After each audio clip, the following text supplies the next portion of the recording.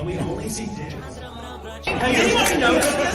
Yes, I love titties. Big old titties.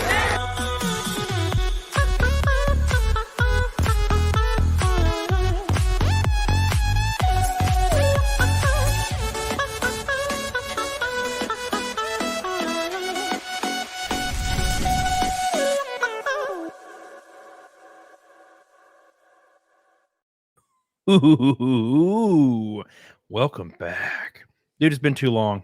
It's been like I know weeks. It's too long. Yeah, way too fucking long. How you been, buddy? Dude, I've been doing so good. Like, man, okay. So, sometimes you're down the dumps, you're battling depression. You know how it is.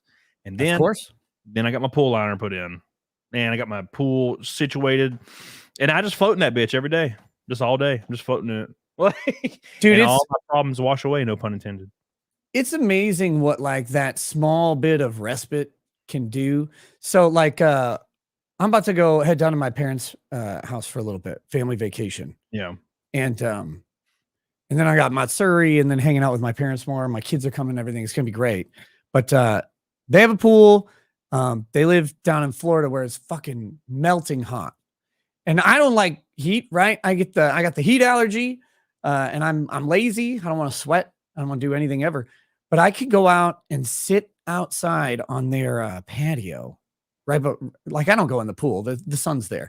I sit on the patio, which is covered, and they have like a fan there.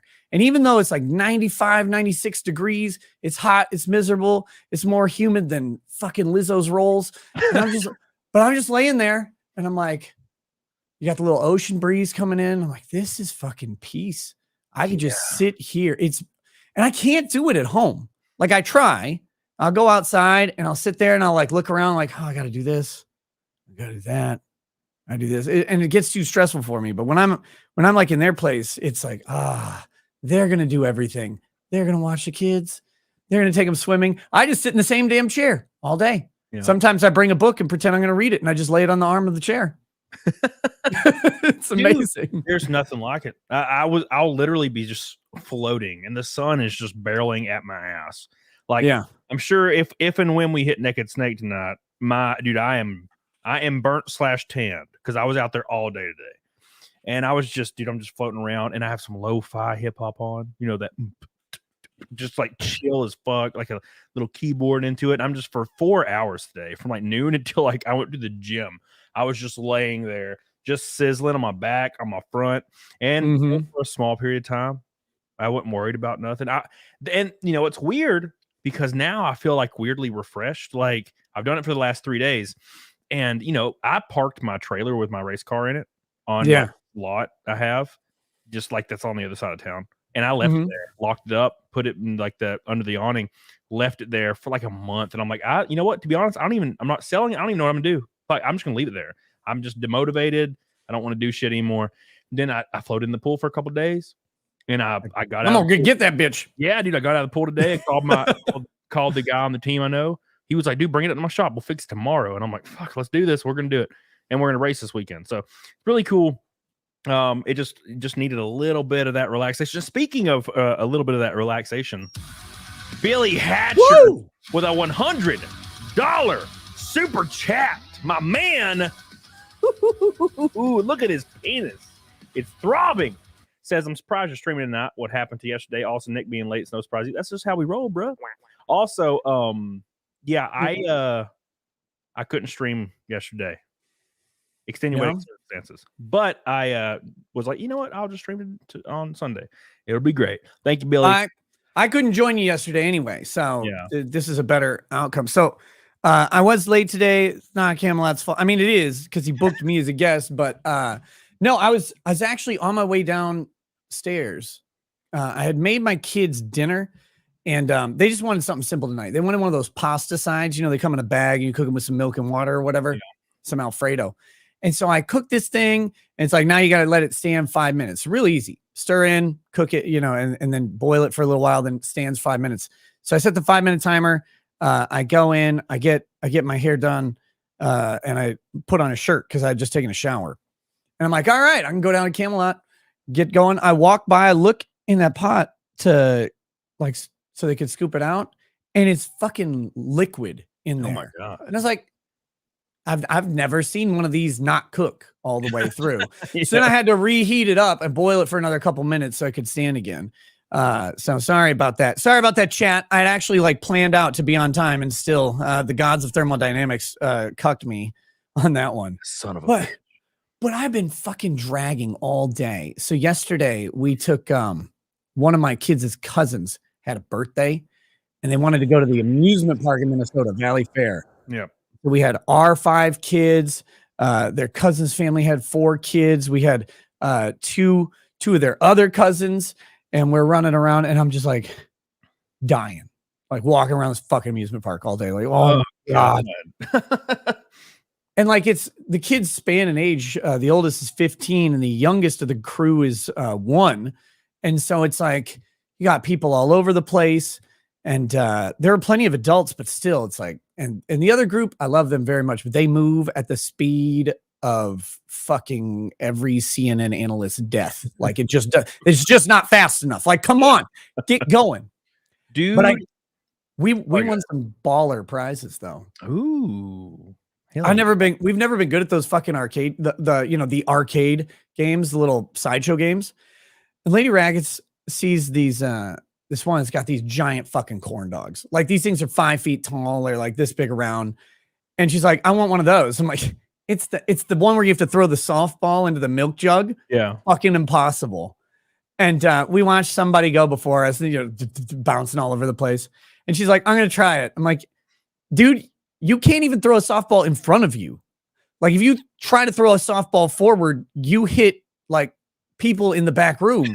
And she's got no talent with throwing anything. She's like, I know, but who cares? I'm going to try it. It's $5. I'm like, all right, whatever.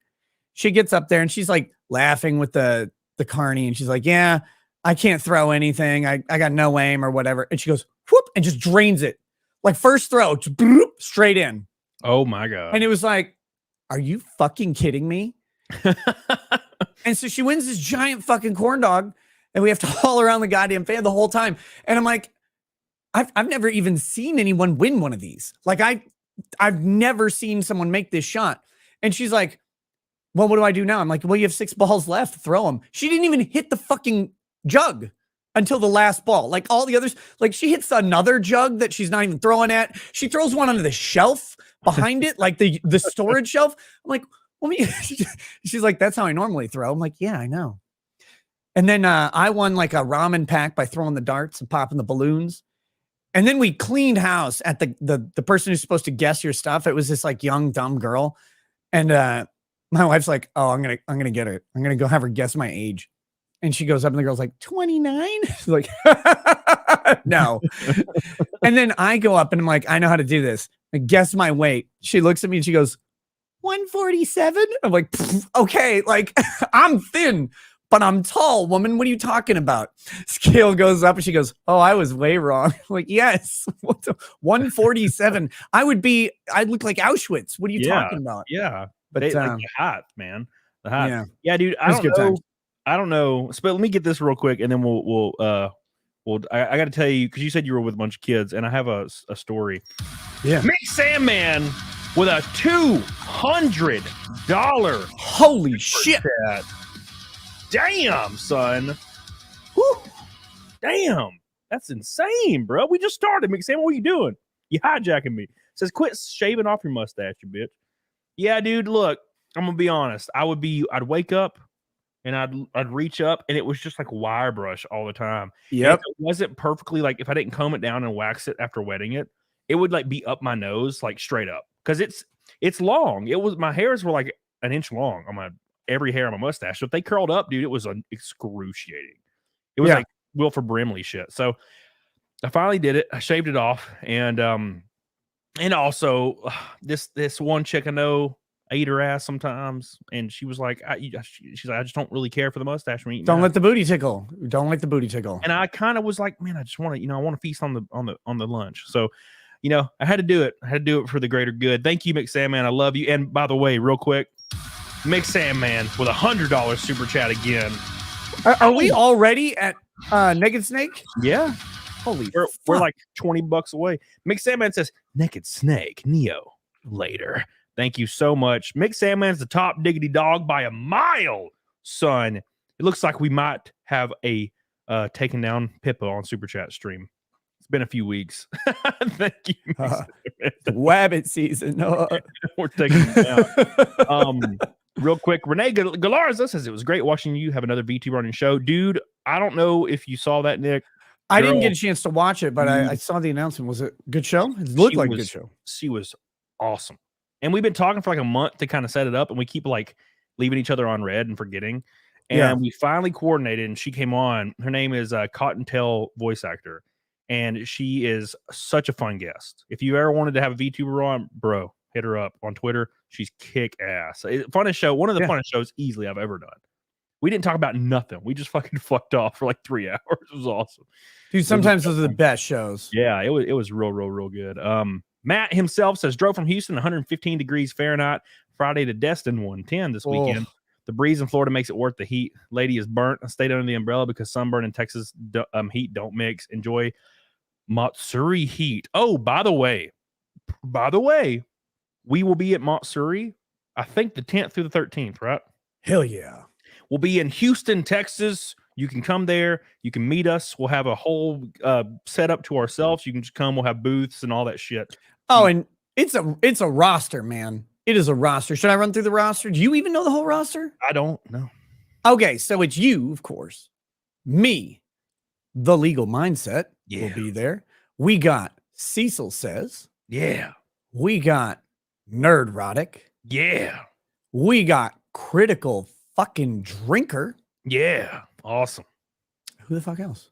You, me, Cecil. That's a lot of good people. Too. There's 7 people. Why the fuck can't I think? Oh, Chrissy Mayer, of course. Yeah. Chrissy Mayer will be there as well. It is, dude, it's going to be a great fucking time. So if you guys ever wanted to meet, any of those people, come do it. It's going to be a blast. We get to hang out and drink and tell jokes, and you can go to the convention and smell anime people and stuff like that. Especially by the third day. By the third day, when they're not bathing, it is brutal. It is brutal, dude. Yeah. So it's gonna be a lot of fun. Somebody said live streaming. I know everyone did last year, but I kept just wanting to hang out with people, and I would always forget. I would just want to hang out with people. So personal opinion, the best time to live stream at Matsuri is when you're like, not from your table or anything like that, but if you're going to just go walk around, do some shit, throw up a live stream, 45 minutes, just say, hey, here's the convention. Let people kind of see what it is, how you're interacting with people, because it's a lot of fun. One of my favorite areas is something I could never do because I don't have enough courage or self-hatred, is those the cars where they do the vinyl wraps with the anime girls all over them and shit. Like, they're really gay, but they're also really cool. Because it's like people put like so much into these cars and the art's really good. And it's like, I could never like do this, but I respect that you guys can. And they have some good cars too. Like they're not shitty cars. There's a part of me because like I've been like kind of thinking about selling my Mustang, and because I don't really drive a Mustang, I drive a truck. Yeah. And I have a Subaru and a Jeep that I want to sell. So I have a Subaru Jeep and I want to sell like one of my race cars. So I'm like wanting to sell all this because I just have too much shit like that's piled up. And I was like, man, if I could sell all this. But then I was like, man, it'd be hilarious if I got a just anime waifu wrap on my Mustang and put a giant stupid like IMSA wing on it.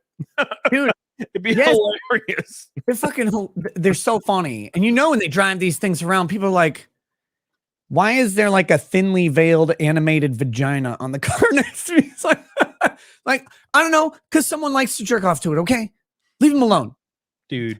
It'd be hilarious. Just get a supercharger on it, be bumping like some of that initial D music just the whole time. Like that'd be wicked. It's fucking great. Yeah, that's kind of like one of my stupid plans, but the initial idea was to sell all of them and get a Ferrari, but the F430 I want, they were like 78, 80 grand 3 years ago. Now they're 140. I'm like, what the fuck happened? They were almost there. Are those? Is that a V8 or is that a V12? I think they're smaller V8s, but they put out good power. It's like 400 or 500 horsepower. But yeah, that's like whatever. That's the thing though, is V8s are going away. Like actual V8s in cars are going away. Everything's going to like, I think even the like 300Z or the Nissan Z, I think that thing's it's a twin turbo V4 cylinder. I mean, it puts out like 400 horsepower. It's a monster of a 4-cylinder, but it's still a 4-cylinder. And like, fuck, all the new cars are going like turbocharged and supercharged V6s or whatever. And or they're going electric. You know, it's hard to get. And the Corvette, I think, still has a V8, but it's an electric and then a smaller V8. It's not the same. It's not the big one in the Z06. Yeah, I like when you place your eyes, like when I got my new like R5 V8. They're saying the Z is a V6. It's a V6. My bad. Yeah. So when I got my like new R5 NASCAR engine, when you just lay your eyes on them, it's like a work of art. It's big, giant V-shaped, just monster.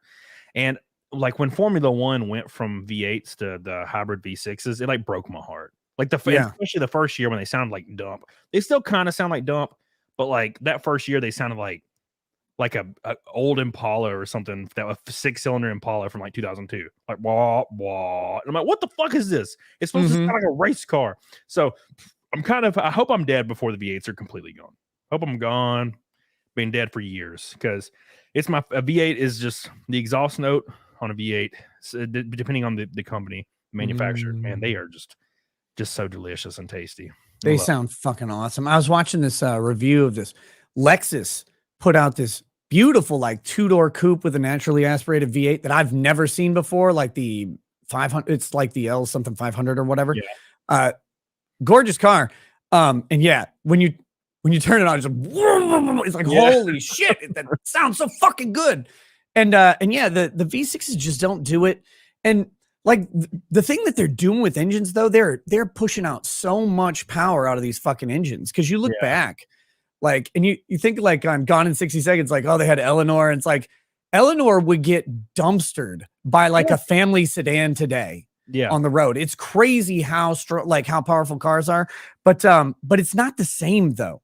And you really start to notice it when you get above like 80 miles an hour. Yeah. Because that's when those not all of them, but the V6s start to taper off on acceleration the further up you get. Like they just don't put out that high end power. And those V8s they just keep pushing through. Yeah, dude, especially when you're in one of my race cars. You hit like 130 miles an hour and it never stops pulling, like the torque. It's just unbelievable. You're like, damn, I can just floor it forever. And it's like, it feels like it's never losing power. It's pretty awesome. But that's the thing is, I drive my truck everywhere. I never drive my Mustang, which is like the Coyote, 5.0. Yeah. And I won't drive it for like a month. And then I'll get in it and I'll turn, I have my old iPod in there still. And I'll just drive to the gym and just give it some beans. And I'm like, well, fuck, I'm not selling this car. I love this. This is awesome. Yeah. It sounds beautiful. That's the thing. Yeah. You're like, oh, you hit that gas. And it's like, ooh. Yeah. Okay. Rumble in my little rumble in the old backside there. Yeah. Good times. So speaking of rumbling in my damn backside, so I got my pool liner replaced. Finally, dude, the liner in there was like faded and awful.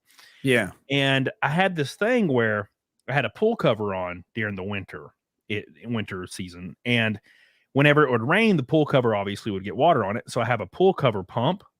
And I would just drain the pool cover pump onto my driveway, all the rainwater.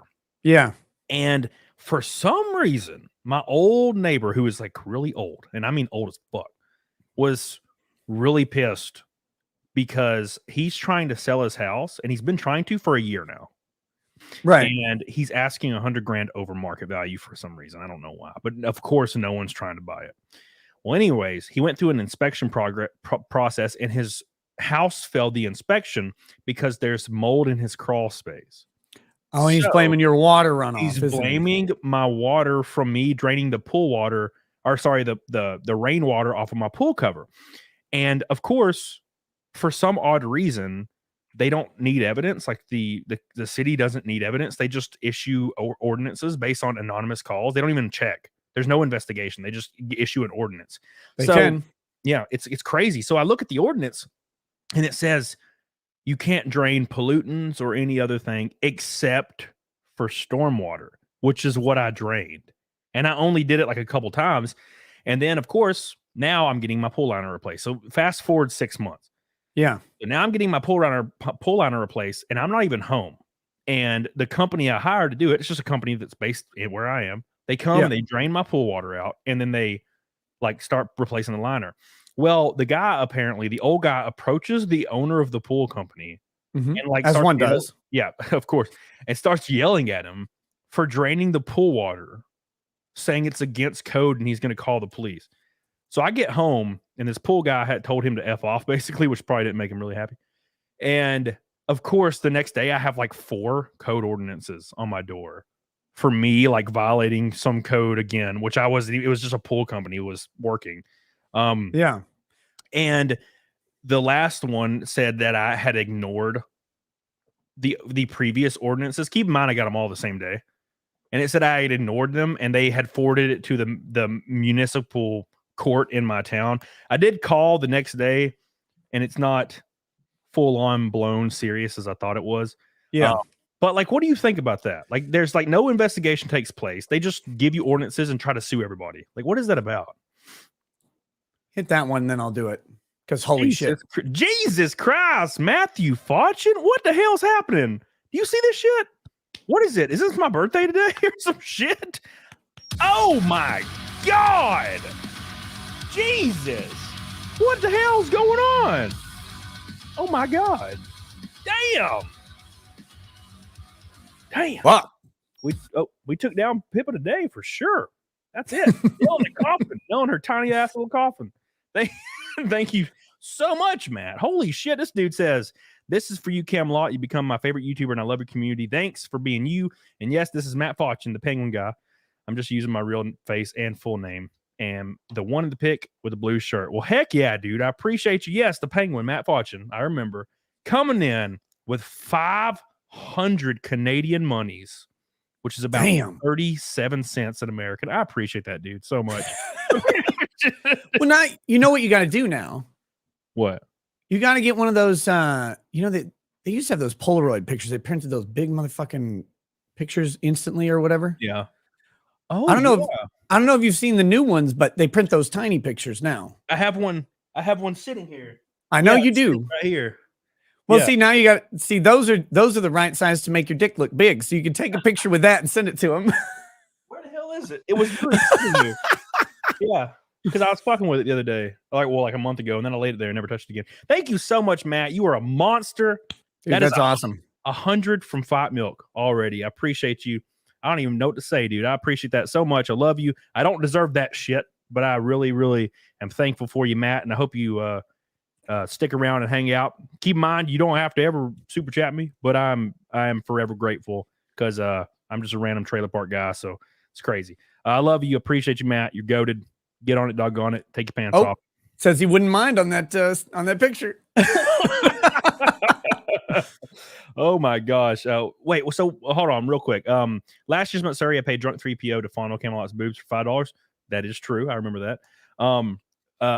Their Macius says, so what Rackets is saying is the other group was moving like old people. Ugh. Yes. So, slower. Yeah. To that point, I was going to say earlier, you said you had a bunch of kids with you. My maid was staying with me for a few months because she was in between homes and she sold her house and she finally moved out, which was great. But she has a daughter and her daughter sometimes will be awesome. And then sometimes she will just be like a lightning ball and she's running around screaming for like 3 hours, just screaming. And I'm like, what's happening? Why is she doing this? No idea why. Can't figure it out. Dude, You're just on a tear. And she's not like 3, she's like 6 or some shit.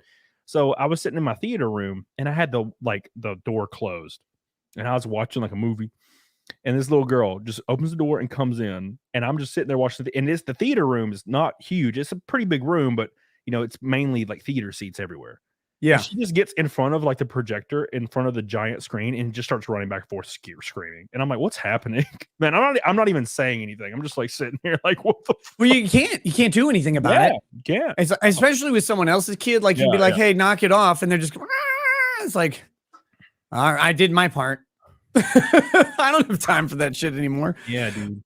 No, we were at the amusement park. A couple of my kids had actually, this is so frustrating.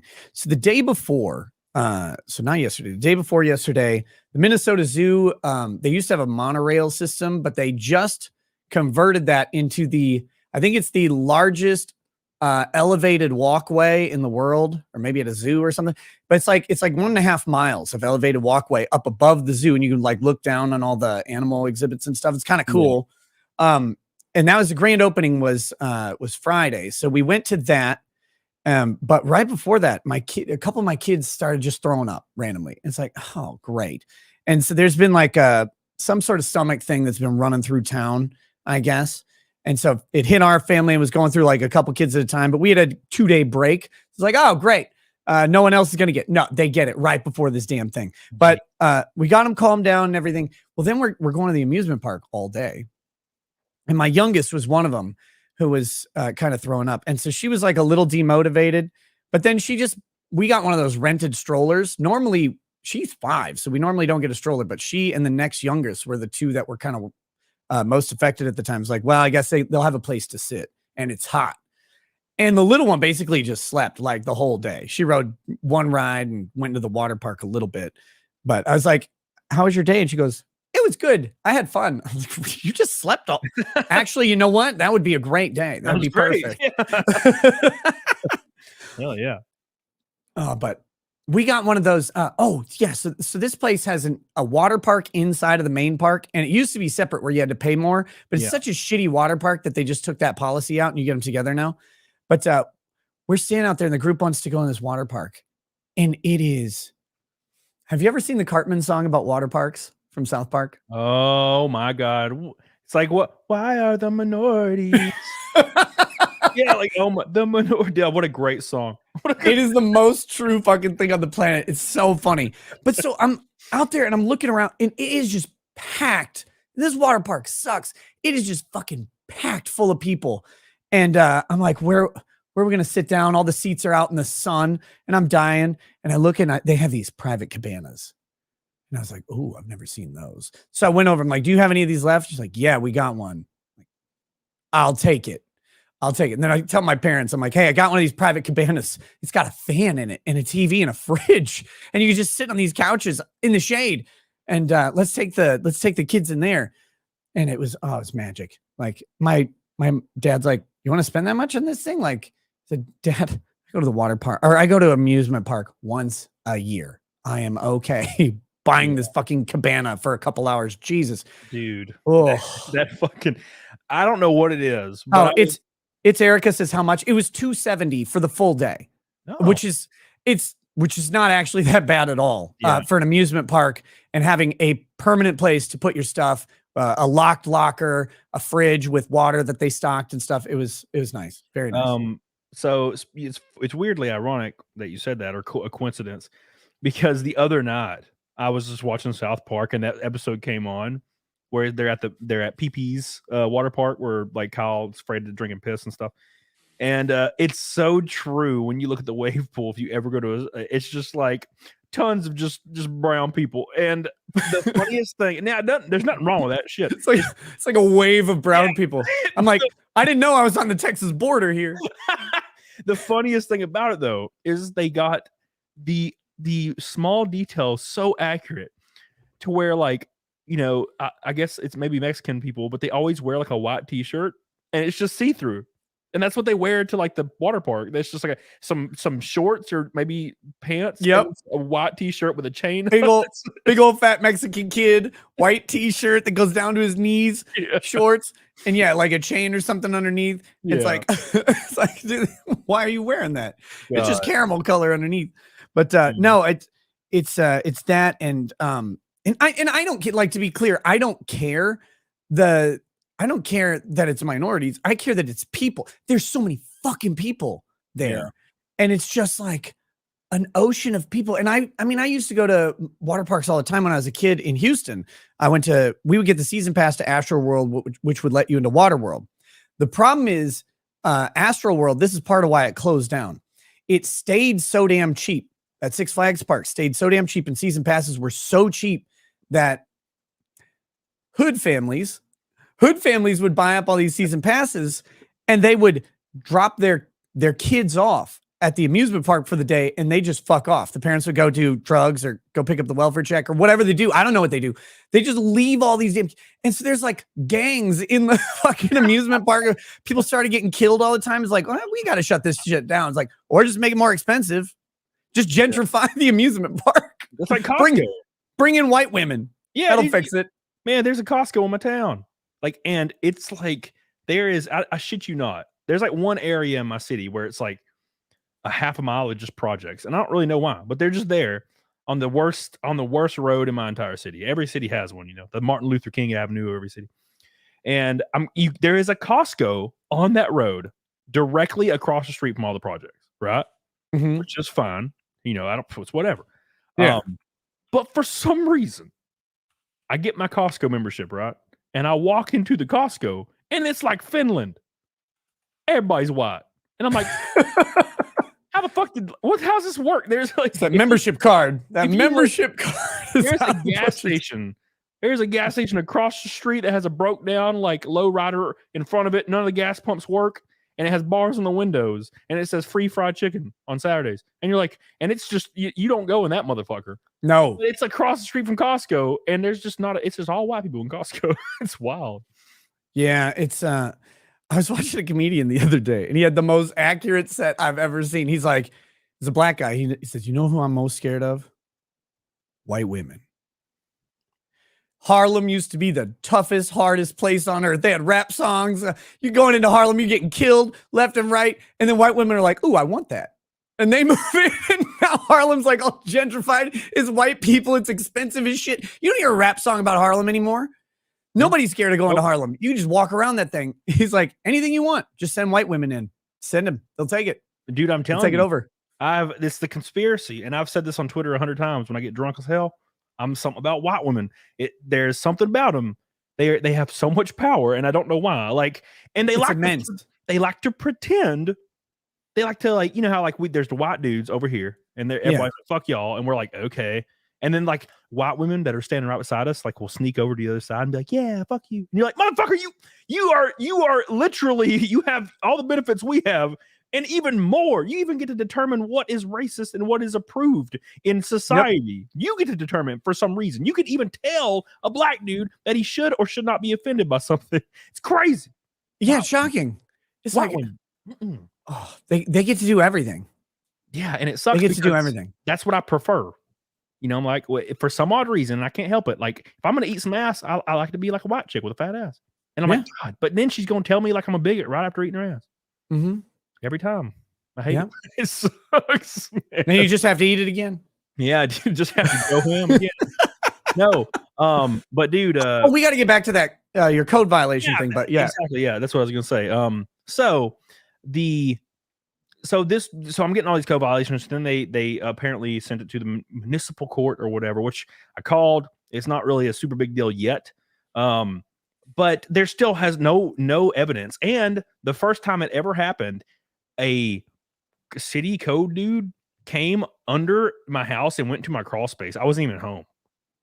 Some dude came in your crawl space? Yeah, dude, it was gross. No, I wasn't even home. And then like my neighbor called the city because my trailer was in front of my house for my race car, because I parked it there after the race. And then the next day I drove it to the shop. So it was sitting there overnight.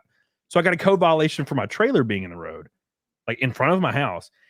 And then 2 weeks later, I had to do the same thing. I can't drive to the shop. It's 3 hours away. I can't go from the track to the shop. It'll be like a 20-hour trip because it's like not geographically possible.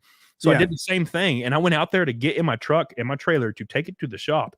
And a guy from the city was in his truck. It said city of whatever on his truck, was parked behind me, sitting in the truck. And I was like, well, okay, whatever. So I get my truck and I start driving to Georgia. And he follows me for 45 minutes. Like all the way till I get to 2 towns over, and he finally cuts off and does a U-turn. And I was like, what is happening? What the fuck's going on? So now apparently they forwarded it to the court, and I was like reading all these horror stories online about it. But like, what do you think? It sounds like kind of egregious and targety, doesn't it? What do you think? Yeah, and the shit I hate about these code violations is the way municipal governments do this is they have a code. And violating it is not a criminal offense. Yeah. It's a civil infraction. So they basically just issue a violation on whatever standard they want.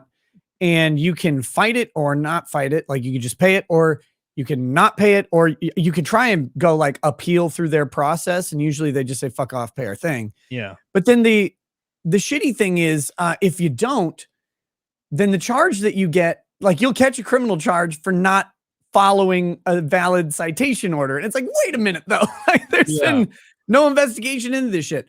I would, first of all, the one that I would immediately appeal is the one that says you haven't been following their orders. Say I got all 4 of these on the same day. I mean, what the hell are you talking about? Yeah.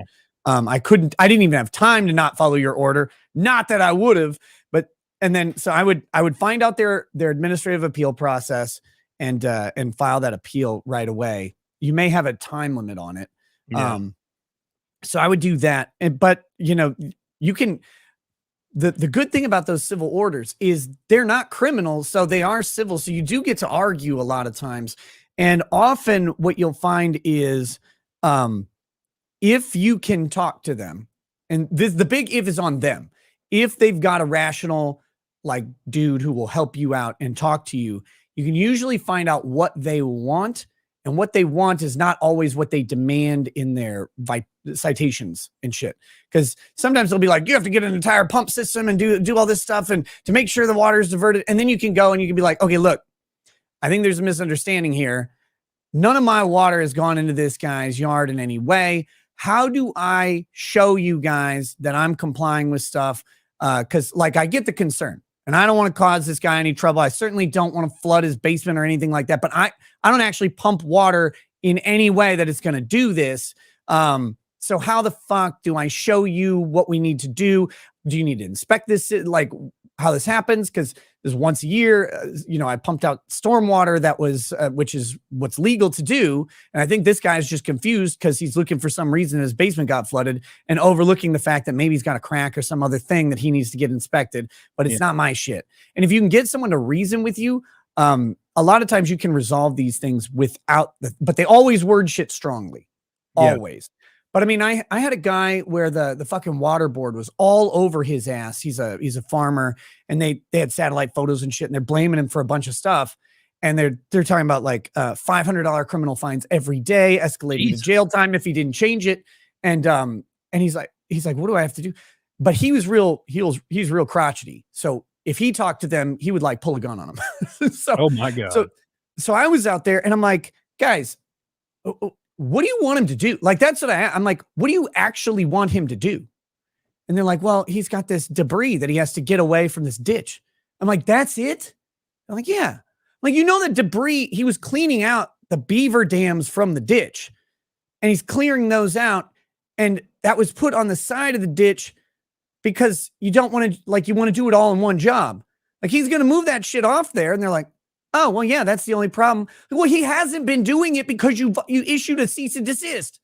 Like, what the fuck? But once I got to talk to them and figured out just what they wanted done, it turns out the goals were in alignment. So all this fucking posturing and threatening that they did as a government it was pointless. And we got it squared away. So I think, like, that's the thing is in your appeal or whatever the appeal process is, you know, file it, or if you can contact someone at the department and say, hey, I want to appeal this, but do I actually need to? Because like, this is just, it's not actually what's happening.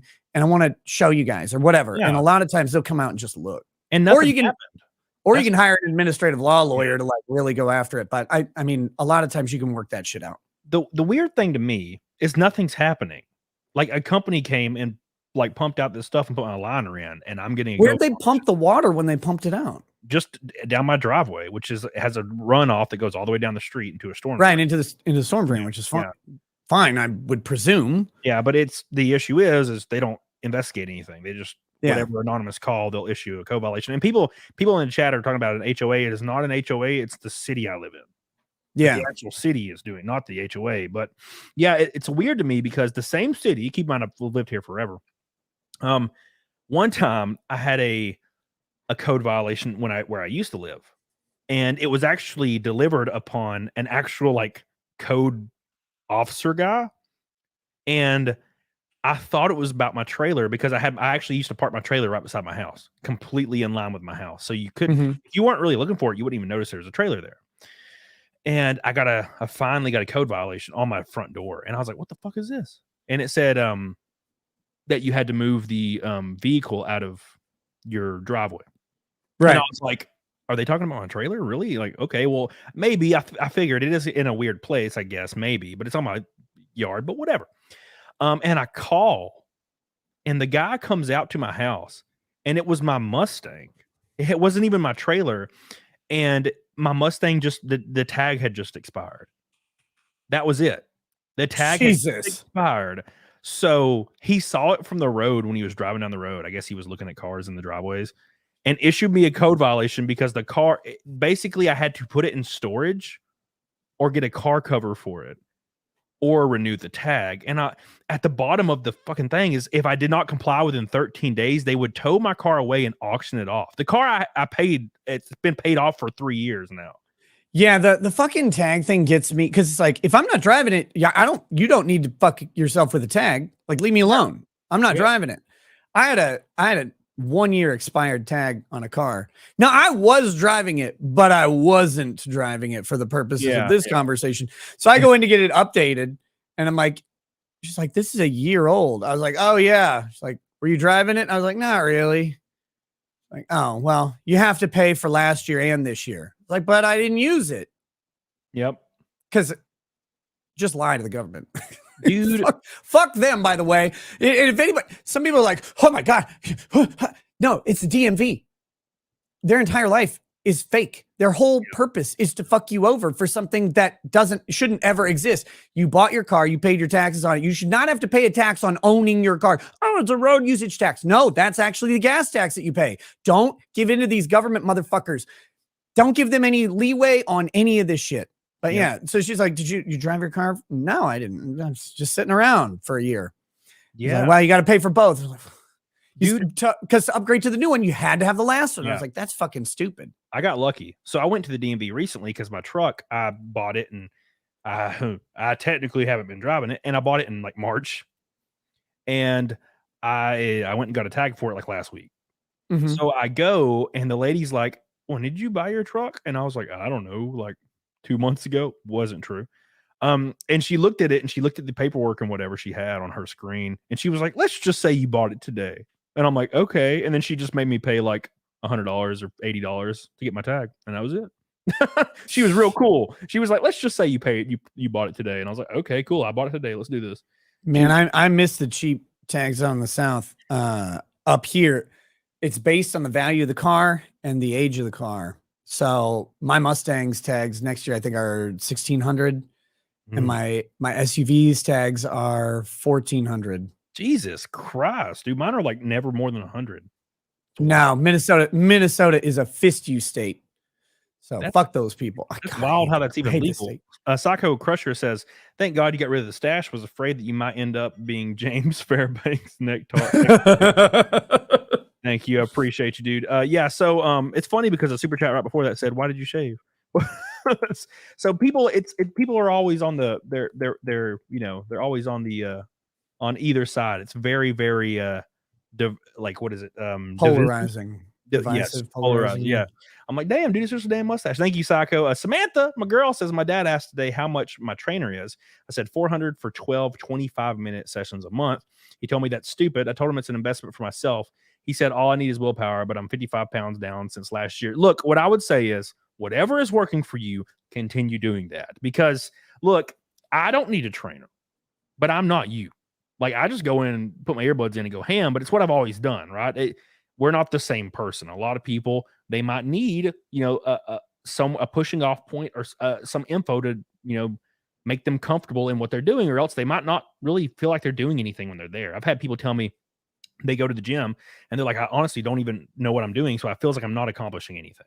So I get it. So I would just continue doing what you're doing until you're down where you want to be. And then maybe start like branching out and doing it yourself if you need be, you know what I'm saying? So whatever is working, get on it, doggone it. And speaking of whatever's working, Hayden 75. Woo! Hot diggity damn. The U.S. Census Bureau will send you a questionnaire every 5 years if you own a business and threaten you if you don't answer the census. It's the Census Bureau. Do with that what you will. Yeah. It's like, how do they even know where I am or who I am or how I am here? Thank you, Hayden. I appreciate you, dude. Jesus. I think first Pink Boy. Oh, shit. Yeah. Thank you, dude. We're close to a rainbow, I think. Wait, let me look. No, I think we hit the rainbow. I think we taste the rainbow. I think we hit the rainbow already. I appreciate you, Hayden. Shit. You got us there, and we're 20 from Fight Milk. Thank you, Hayden. I love you, my boy. The census is an interesting question because there's only one constitutional authority of the government in the census, and that is to count the people, right? Like, but they ask all these fucking demographic questions. The census page, it's like 25 pages long now. And there are so many like organizations, like conservative organizations waiting for someone to get a census violation for only answering the how many people live in your household question because they want to challenge the constitutionality of the census itself, but they never do. They never enforce on anybody, right? Like that's the thing, because they make it a crime to like not answer the questions, but they never fucking charge anybody with it because they know they can't support that shit. And if there's no law saying they can't do it, then they'll just keep doing it, and people will either comply or not. But that's one. But the one before that, though, just real quick, your dad telling you $400, oh, it's too much. That's no. No, because personal training is an education course. Yeah. And it's personal for a reason. It's an education course in you and what is the best stuff for you by someone whose job it is to like look at you, figure out your habits, figure out your strengths and weaknesses, and tailor a program around you. And once you know that, like, you don't need a trainer because you go do that. Like, that's what you've been doing for years. You've taken the course, so to speak. But like, if I wanted to build up, like I can lose weight, I know how to do that. But if I wanted to build up different areas, I would talk to somebody who knows me or could at least observe me. So either personal trainer or a friend who's big into fitness, I would ask them how to do certain things because that's what everybody would do. Anyone's like, oh, you just need willpower. I mean, if your plan is not eating, then that's what you need is willpower, don't eat. But if your plan is like to not eat, but also like work on yourself, be a little bit healthier, get some muscle development. Yeah. I mean, do what works. Camelot's 100% right. Yep. And tell your dad, yeah, but for you, it would cost $1,200 because you're fat. Yeah. They wouldn't even take you, bro, because you're a lost cause. Real quick, Fellwind on Rumble says gay purple pink boy tax is theft, fees are double theft. Thank you, Fellwind, for the first purple boy of the night on Rumble. And Matt himself on Rumble says Fight Milk in less than 1 hour. Get on it, doggone it. Matt himself with another $20 Rumble rant. Thank you guys so much for the Rumble rants over there on the Rumbly. I appreciate you.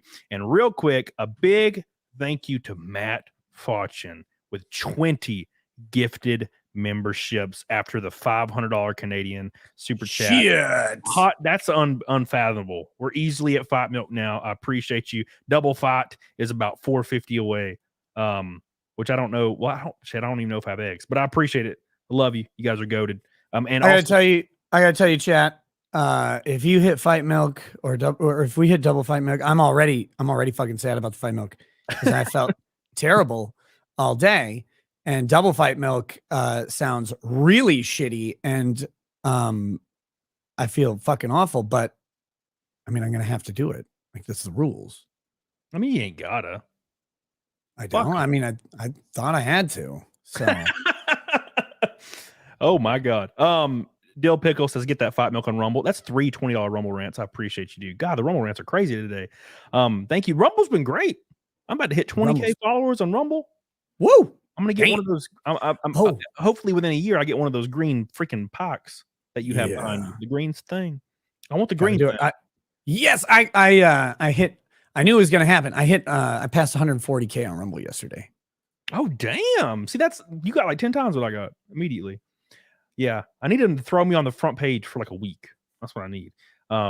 Dude, I have other platforms. Dude, I have other platforms approach me, wanting to like set up meetings, and I'm like, oh, okay, cool. I had 2 of these like 2 months ago.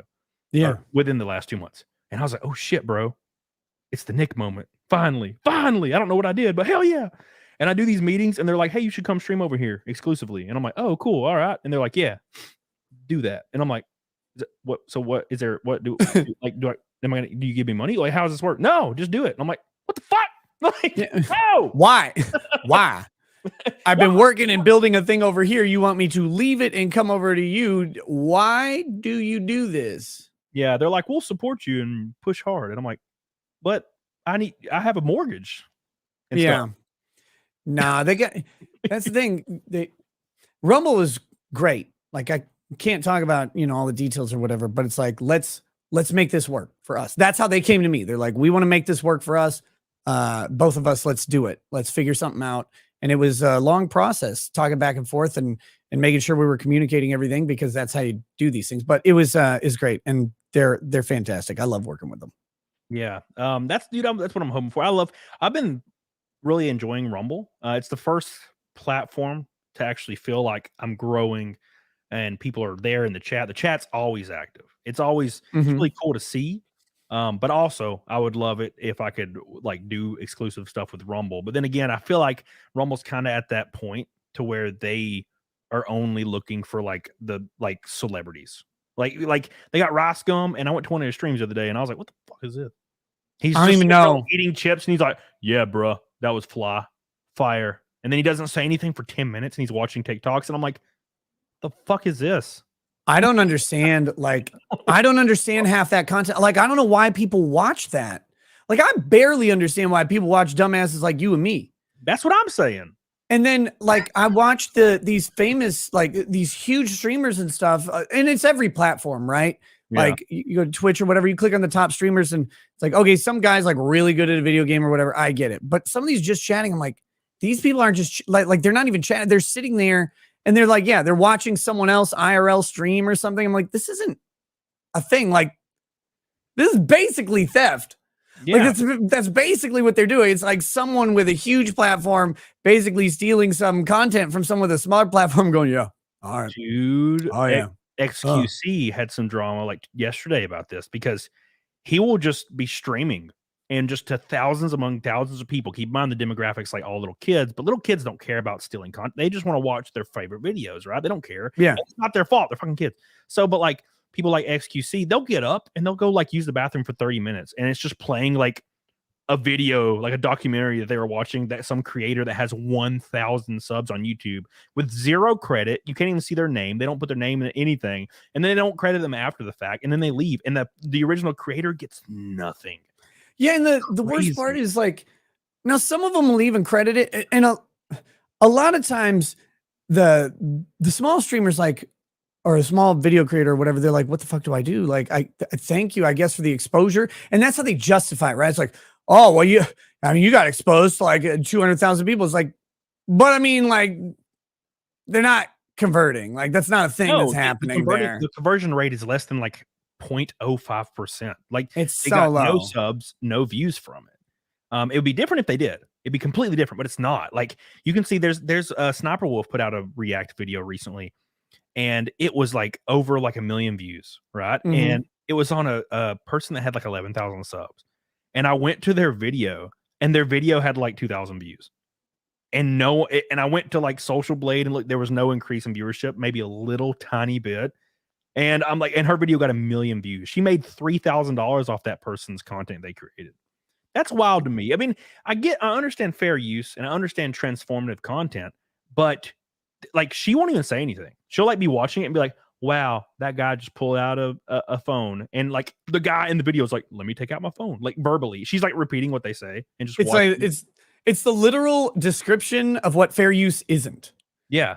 Because like people are like, oh, it's transformative content because I'm talking. It's like, no, if your talking is just saying what's happening, that's opposite of transformative. That's narrative. That's narration of the thing. And there's those weird Asians, MXR plays or whatever. Yeah. They were doing that a lot. And I did an analysis back when they got some cease and desist letters from some company. Now the company demanded like $3,500 a video for them to do it. And they're like, oh, we can never, our channel's going to get shut down and blah, blah, blah. And it was bullshit, obviously, because they made like 50 grand a month easily on Patreon as a conservative estimate. And plus their monetized channel make a fucking fortune, but they can't pay, like, whatever. And the amount was too much. Like 3,500 video was crazy, But at the same time, like, it's not transformative if it's just someone going, wow, or awesome. Like you have to, if it's transformative, you have to actually transform the content. You have to use it in a way that is not expected. Add significant commentary, criticism, any of those things. Yeah, and the thing is, like, I see people saying Asmon Gold in the chat. I've watched his React content before, and he pauses the video like every 10 seconds and gives this long spiel on his thoughts about whatever he's talking about, like World of Warcraft, vanilla, or maybe you know, the hardcore. I watched his videos doing that. He does really good with that shit, and he also will credit the original creator. Put the link in the description. He actually reacted to one of my videos like 6 months or 8 months ago. And it brought so much in. I got like 8K subs in like 2 days. So like, and he does one other thing too. A lot of times, not every time, but a lot of times, he either gets permission from the person, or the person in chat will like ask them to do it, or like someone will be like, hey, will you react to this? And that person's in the chat and says like, you know, yeah, that'd be awesome. And he's pretty good about it. I did use him as an example one time of how not to like do the reaction to something, because the reaction he watched, it was like a Dark Souls speedrun. His reaction was really bad, but the caveat, it was very much not transformative, because he basically just said, what the fuck, like 100 times. But it didn't matter on that video because the guy actually gave him permission to use it. Like it was consensual. Like you can do this. And so that was fine. But the example of, don't do this as your reaction content, because that's not transformative use. But of course, the system for doing this is like the YouTube copyright system is a weapon, and it's also a fucking curse, because if the other person just writes a counterclaim, the only option is to sue them. And most of the time it's not worth it. Even if person makes like $5,000 off your video, the lawsuit on a copyright claim is going to cost $40, $50 to $100,000.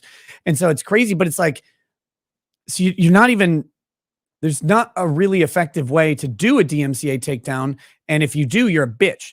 Like, and everybody knows if you DMCA someone, it doesn't matter what, you're a bitch. Even if it's 100% legit, you're a bitch, because they'll just say you are. And in reality, like it's kind of true, just because like, what, you can't make your own stuff, or what, but there's no good way to fight it.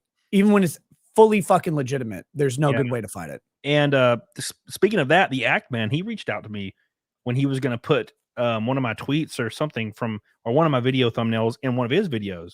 And we talked about it, and I was like, yeah, dude, totally. And then of course, through those old DMs, he came on my show and we talked about I Show Speed doing the same shit. So like, yeah, dude, as long as you just ask people, but they don't, like, they just put like Pokimane, or not Pokimane, Sniper Wolf and XQC are like the biggest people that do that I know of, and Hassan, of course. But I think that dude's legitimately like retarded. I like, when I watched him, watched like clips of him debating somebody, and I feel like that dude might be retarded. Like, one of my favorite videos is when he went on Jesse Lee Peterson's show.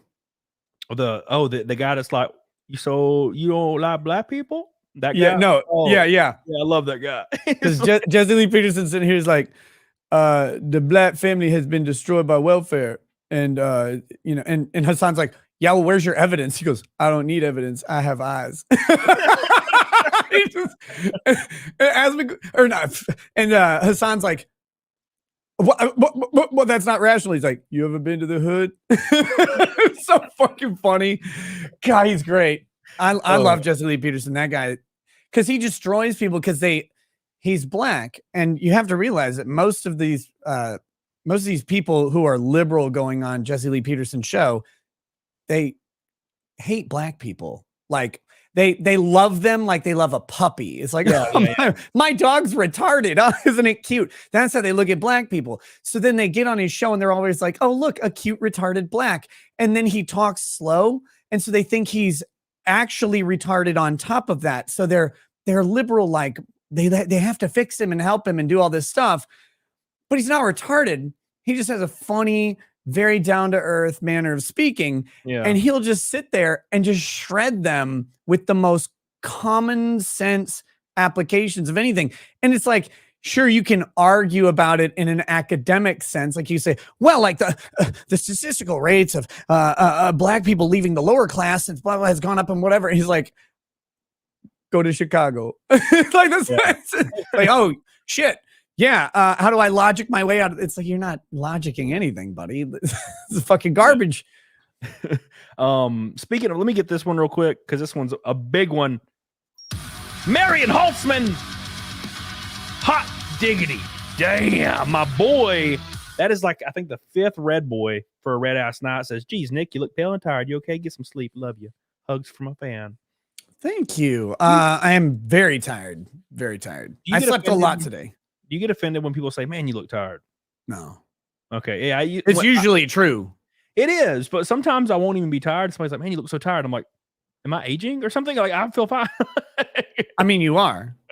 That is true. You're getting up there in age. Thank you, Marion. I love you. I appreciate you. The Red Boys are flying today, and 350 from Double Fight. I love you guys. I appreciate you. Go to this hell. It's probably actually like 300. I don't know. Ben Henniger says, "Nick, maybe it's time to leave the land of 10,000 loons." Oh my. Yeah. Would that life were so simple as decisions like that. Unfortunately, it's not always that simple. Only if that. Yeah, exactly. Picking up everything and getting the hell out. The Squid says, get this. The state of is that Montana sued both Kia and Hyundai because they messed up an anti-theft hardware in all their new cars, and every insurance company stopped insuring those new cars. People had to get state insurance. I feel like that would be real expensive. Shit. Thank you, Squid. Sounds about right. It sounds like what FedEx did kind of recently, where I don't know if you knew about this, Nick, but FedEx, obviously they have their fleet vehicles, right? Their vans. And when they were done with them, they would retire them. And what that means, they would auction them off. But they actually knowingly worked with another company that would take the vans and like maintenance them. And they would manually take out the odometers and put fresh ones in. Oh, fuck. For all of their vans. So now, because their vans would have millions of miles, you'd think. Yeah, so they were selling them at sometimes as low as 8,000 miles at auction for top dollar, and they would break down after like 2 weeks. Jesus. So they're facing a huge lawsuit, it is the biggest odometer fraud in history up to this date, and FedEx is claiming that they did not do that, even though they did. They're claiming that they may have replaced one or two that was malfunction, but like every one of them, like there's so many people jumping on the lawsuit because every one of them ended up being that way. It was apparently policy within their warehouse to do these things. Yeah, because if correct me if I'm wrong, I believe if you replace an odometer or whatever or replace a dashboard, or that goes on the car's like VIN report or whatever, and you have to. It almost makes it like a salvage title or something like that afterwards, right? They basically, when you sell a vehicle privately or auction off a vehicle, it has to be listed in the sales report or the bill of sale that the odometer is not accurate and has been replaced. FedEx failed to do that on every single occasion. Just all of them. All of them. Yeah. So they're currently facing a ginormous lawsuit from that. And it's being called the biggest odometer fraud ever in recorded history, which is wild. It's funny because if an individual does something to that nature, we could face fucking jail time or some shit. But companies can that's criminal fraud. Yeah, companies can just do it. No, you might get sued. You might have a class action lawsuit. It's fine. Alkin real quick says the old fart neighbor has a leaking roof. Raise an ordinance on that. Hell yeah. Marksman says, hear about the Seattle homeless tent bombings? No, I have not heard about the Seattle homeless tent bombings, but I approve of it. No. Dude, I would imagine if you bomb one of those homeless camps in Seattle, you'd probably kill more people than 9/11. That's for damn sure. There's a lot of motherfuckers in there. Go to LA. Skid Row, that's like 1 million people. Mario says Camelot would definitely date the show business. I might clap the show business, to be fair. Just for the story. Sniper's Nest says, I shilled the Drex NS to some ladies I know. They subbed. Enjoy. Hell yeah. I love you exactly. I appreciate you. Taste. Taste the motherfucking rainbow. Thank you. Appreciate you. Chris Cola says, may be a bit before I send super chats, but an awesome reason. I'm moving to a new state for a new job that pays double, puts me close enough to my fiance that we no longer be long distance. Hell yeah, Chris. Congratulations, my man. Get it, brother. On, dude. He's going hard as hell. Thank you. Just Cause says, thank you for Naked Snake inspiring me to hit the gym. Appreciate you, Just Cause. Keep up. Keep going. Jesus Davila R. Crowley on Rumble says, well, FedEx is based in Memphis. I'm just saying. Makes a lot of damn sense. And Matt himself on Rumble says, here's to help you cover the DoorDash fee to cover your eggs you'll need delivered. That's also true. Thank you so much. Now, I want to move on to something that just boggles my damn mind every time I see it. And okay, I know what it is. You know what it is. You know what it is because people, for some reason, that struggle with something seems to believe since they struggled, now everyone should be punished. Like we're all kids in the damn kindergarten class and one kid talked. Now we all have to put our damn finger on our freaking mouth. No, thank you. So I tweeted this out the other day, real quick. We're going to pull it up. So this is what I tweeted out, and it was in response to another tweet. And this said, been clean of porn for 8 months as if it's like heroin. Says, best decision I've ever made. We should ban porn worldwide for real. And I said, well, using this logic, we should also ban all drugs, all media, all video games, television or movies, all social media, all races, all animals, all liquids, and anything else that can be used to access to since you can't control yourself. What do you think about this age old like debate that keeps cropping up for some reason when these like weird born again like ultra conservatives that I'm gonna be let's be fair, they probably are not sexually active, right? That's why I don't know. I never know if they are or aren't. I'm skeptical of anyone who says that they're clean of porn for X amount of time. First of all, if you are #respect, great. Yeah. Personally, like I've talked about this before. I used to watch porn a lot more. Been intentionally reducing the consumption of porn. I do think it has a lot of destructive qualities to it, or it can, like a lot of things can. But porn has some special characteristics, right? The dopamine reaction that you get from pornography is huge. It activates like this core primal part of our brain, and it makes us really like what's going on in a very cheap and now very accessible way. It's awesome. It's not just like eating a piece of candy. It's better in that way. But I do think it can create bad expectations about sex. I think it can mess with relationships, especially if it's not like, if the other party's not okay with it. There can be all sorts of issues with it. And generally, I think for a lot of people, it's a really bad thing to consume, and then get hooked into it really easy. That being said, there's all sorts of shit in this world that can be really bad for you in all sorts of ways that are exactly the same as pornography, but maybe trigger different aspects of it. I see fat people all the time. I'm like a fat guy that Bruce Willis is trying to help from beyond the grave. I'm like, I see fat people. Food, sugar, fats, these things they get special dispensation from every other vice on the planet because we're like, well, I just can't control it. It's like, oh my God, should we ban sugar? I mean, probably, in all honesty, we should, but we don't.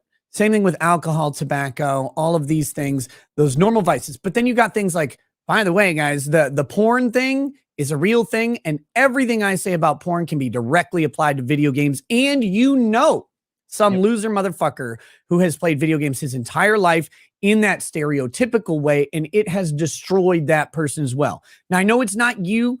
I know it's not like your close friends, because it probably legitimately probably is not. And I'll offer the same thing about porn. The person whose life has been destroyed by porn probably isn't that guy you know. It probably isn't you, despite how much you've probably watched porn. It's not.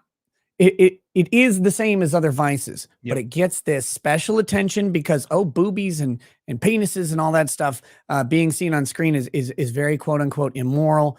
We have, like it or not, strong Judeo-Christian roots in this country and in our traditions. But it really is America. America has a special problem with this in a weird way. And I can demonstrate it this way. There's a Sims competitor coming out, right? You know, the Sims, right? The game of Sims. The Sims competitor has full-on nudity in it, but no violence. Like in the Sims, you can get robbed and stuff like that. Has no violence in it, but has nudity in it. They said, hey, we're European. We have different concerns over here. Nudity doesn't bother us.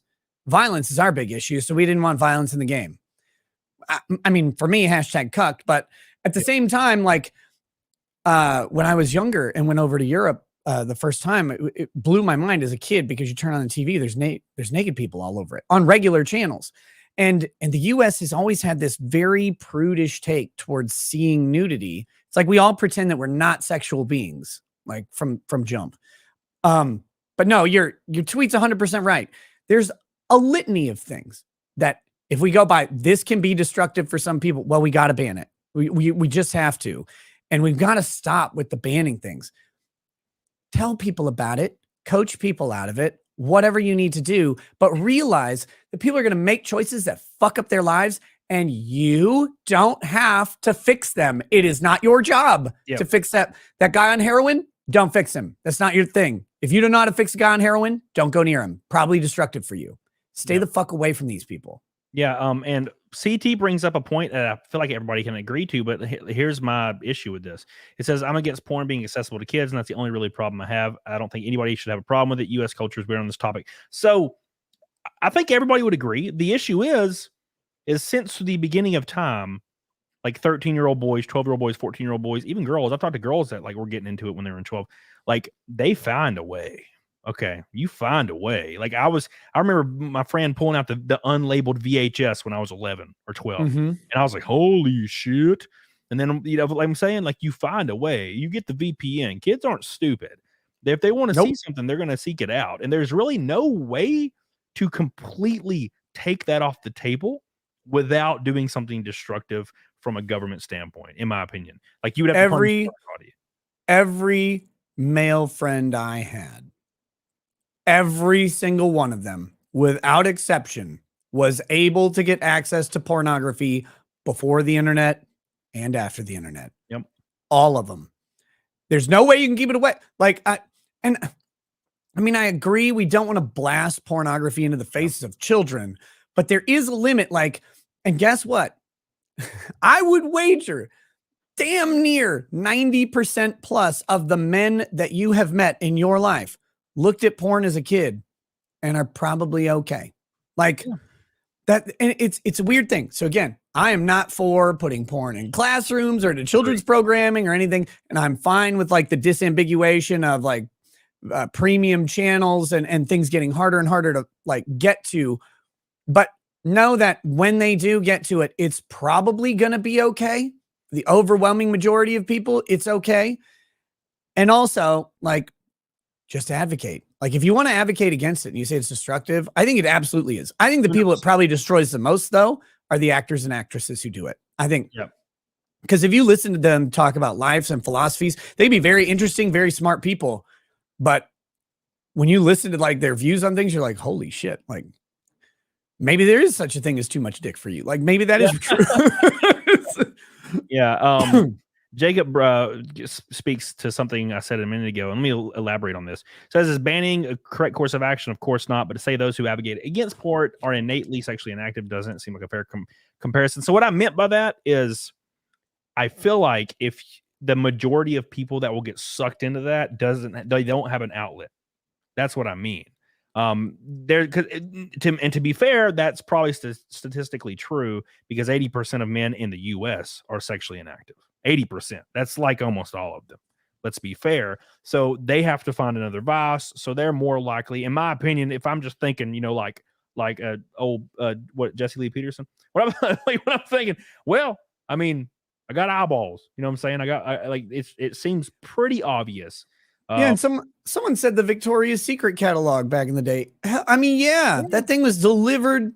If you had a woman in your house, or maybe even not, that thing was just delivered. And there are some of the hottest women on the fucking planet in tiny lingerie.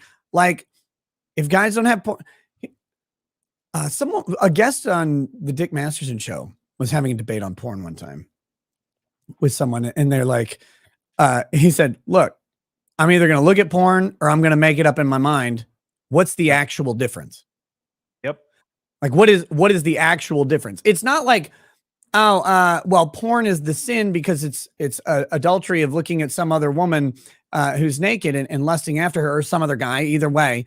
But the guy's point was, yeah, but if I'm not looking at porn, I see someone hot, like I'm still going to do that. Like that's still a thing that's going to happen. There's just not a picture or a video for me to do it, but I'm going to create that scene in my mind.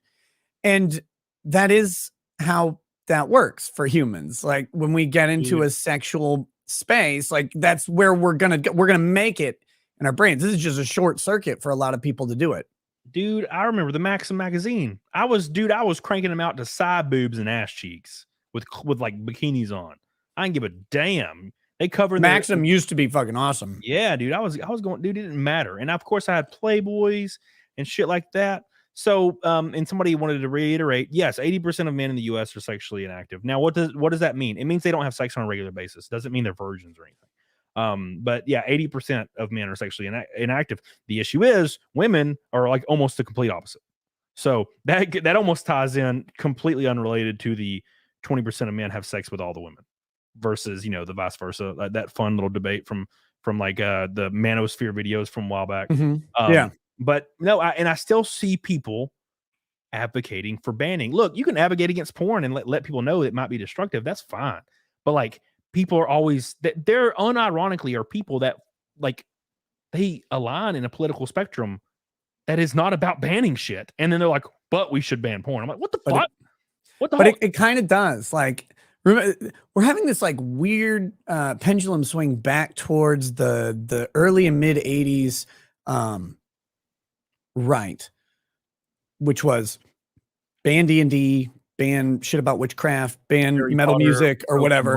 Yeah. Like all this stuff. It's like, well, this is going to lead. It's like, no, first of all, if Harry Potter is leading kids into witchcraft, good, because it's going to be fucking useless. Like, they're not going to do anything. There's no like, they're not going to like bubble up something and someone's like dick's going to fall off. That's not going to happen because Harry Potter isn't real. That's a big problem with like, they're going to get into. And then it's so funny when you hear them, but they're going to get into real witchcraft. I'm like, so what's real witchcraft? Like, what is that going to do? Are they going to put a hex on someone? Yeah. You believe that shit's real? Like, well, but it's the danger. It's like the danger of what? Like fantasy? But I wanted to address something. A good dude in chat, MLS Law Show is here. He said there is a difference between imagining porn and having it because someone has to be filmed making it to make the porn. Yeah. Okay, but the difference I'm talking about is different than that. What I'm talking about is actually it's a modernized take on what is essentially the Sermon on the Mount. And it's one of the most interesting and important points, in my opinion, of Jesus's teaching from the New Testament. Not to get like hyper religious on anyone here or whatever, but so Jewish law existed and it said all these things. You got the 10 Commandments and then, all the sort of Levitical law that followed. And Jesus comes out and he's like, no, you guys misunderstand it. You're focusing on this externality and you've created a system of punishments and stuff to punish people for violating these laws. He's like, but I tell you, if you've ever been angry at your brother, then you are guilty of murder. Yeah. The idea is not like using these laws to punish other people for their bad actions.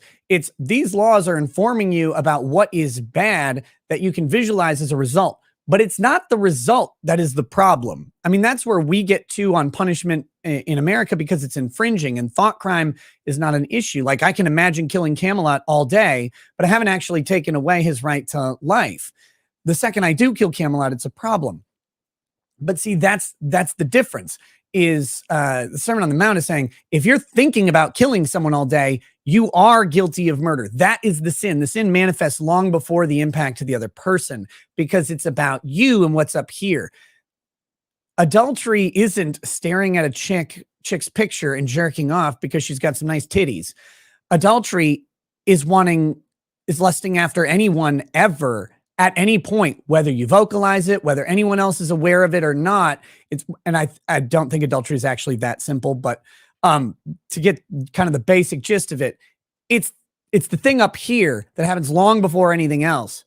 It's the fact that you turned on porn in the first place. But if you didn't turn on porn and you just turned on a movie with Pamela Anderson in it where she's not naked, but you're like, I gotta watch those jiggle, like that's it. You've already done the bad thing. That is already the act. That's what the Sermon on the Mount is saying. And Christians have lost sight of that so much.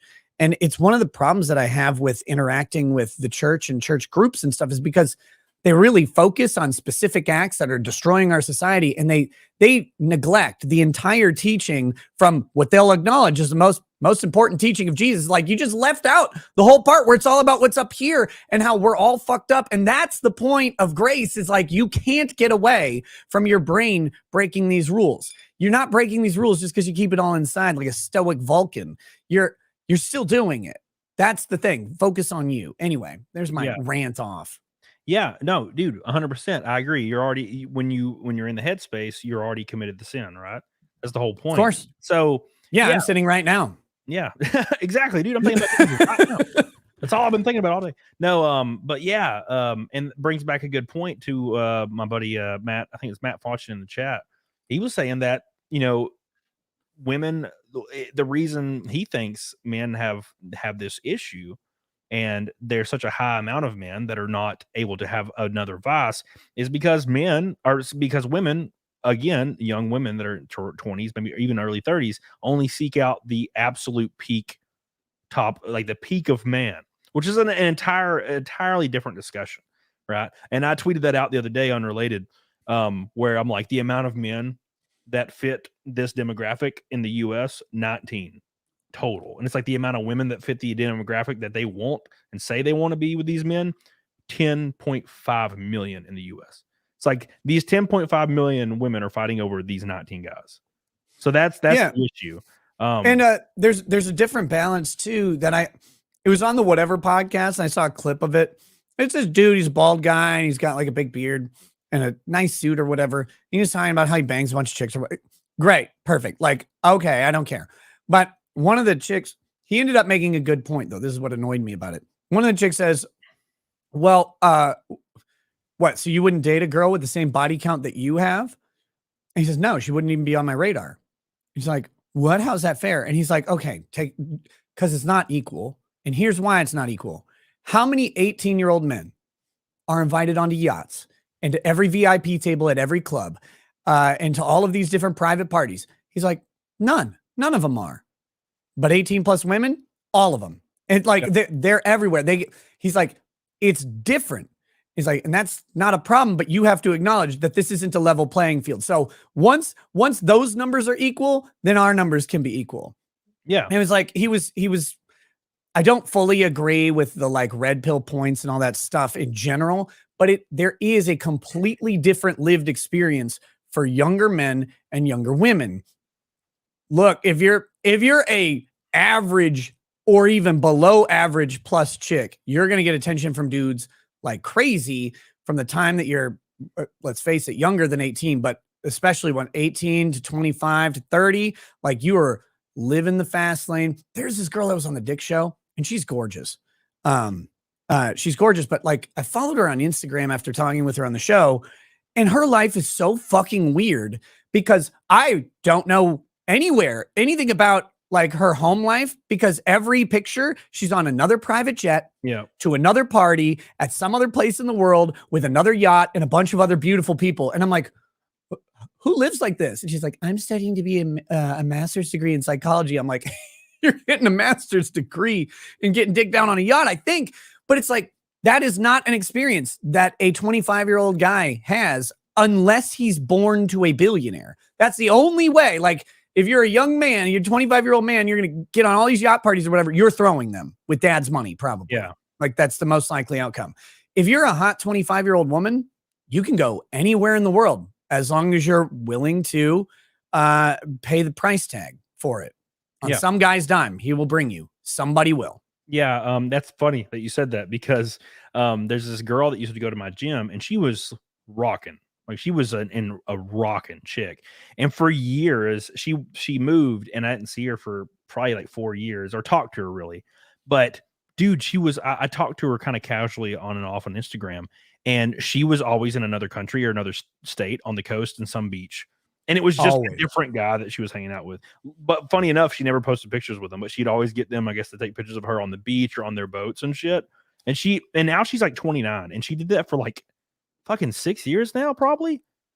God, and she just came back like after all this time. Like, dude, she was just traveling the world. Just at any point, could probably message a guy that's 500,000, a million followers on Instagram, but what's up? And then they'd be like, yeah, fly me out. Come on, let's go. Instantly. And there is not a man that exists that can do that. There is not a man on the face of the earth, like you said, unless there's some kind of well-known celebrity or billionaire. A normal man born of a normal family could never message a celebrity woman right now and be like, "Hey, fly me out. What's up?" It would get filtered into spam fucking immediately. And the difference, of course, is that men who work their whole life, who don't have that front loading of activity, they build up a stable job or whatever. They put money away, especially if they're not like, if they don't get into a family right away and they're not spending money on other people. There's all these jokes about like what men need.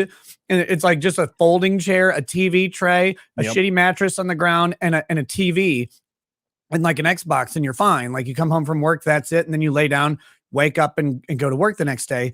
That Spartan living, if you're not blowing the money, like you can save up a fortune. And so then by the time these guys are 50, what they can do is they can just pay for whatever kind of relationship they want. Now, maybe they get married to a young girl.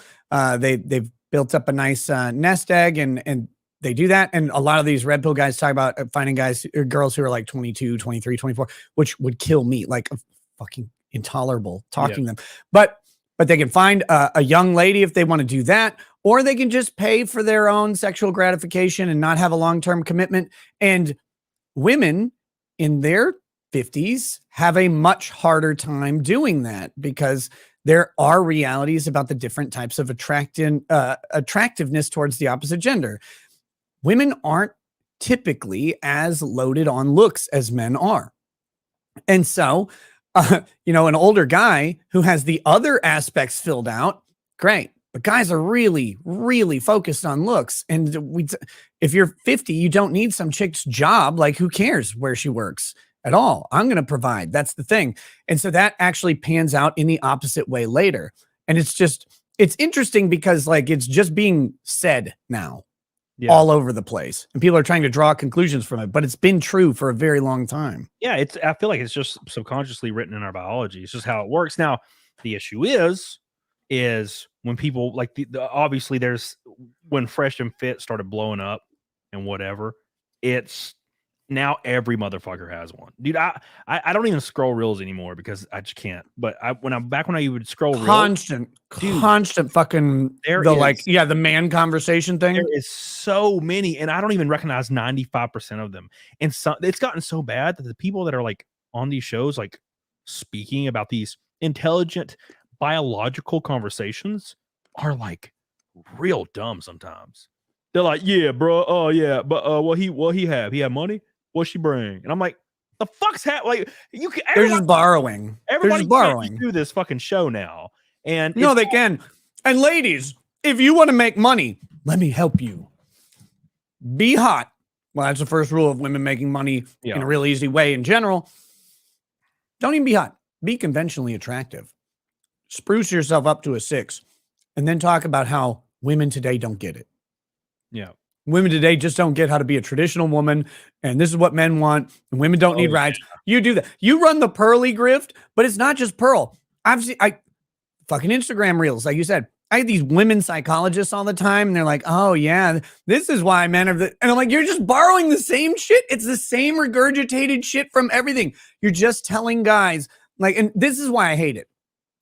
Because while there are truisms involved in all of this stuff, they're just telling guys why they are not successful at dating right now. Yeah.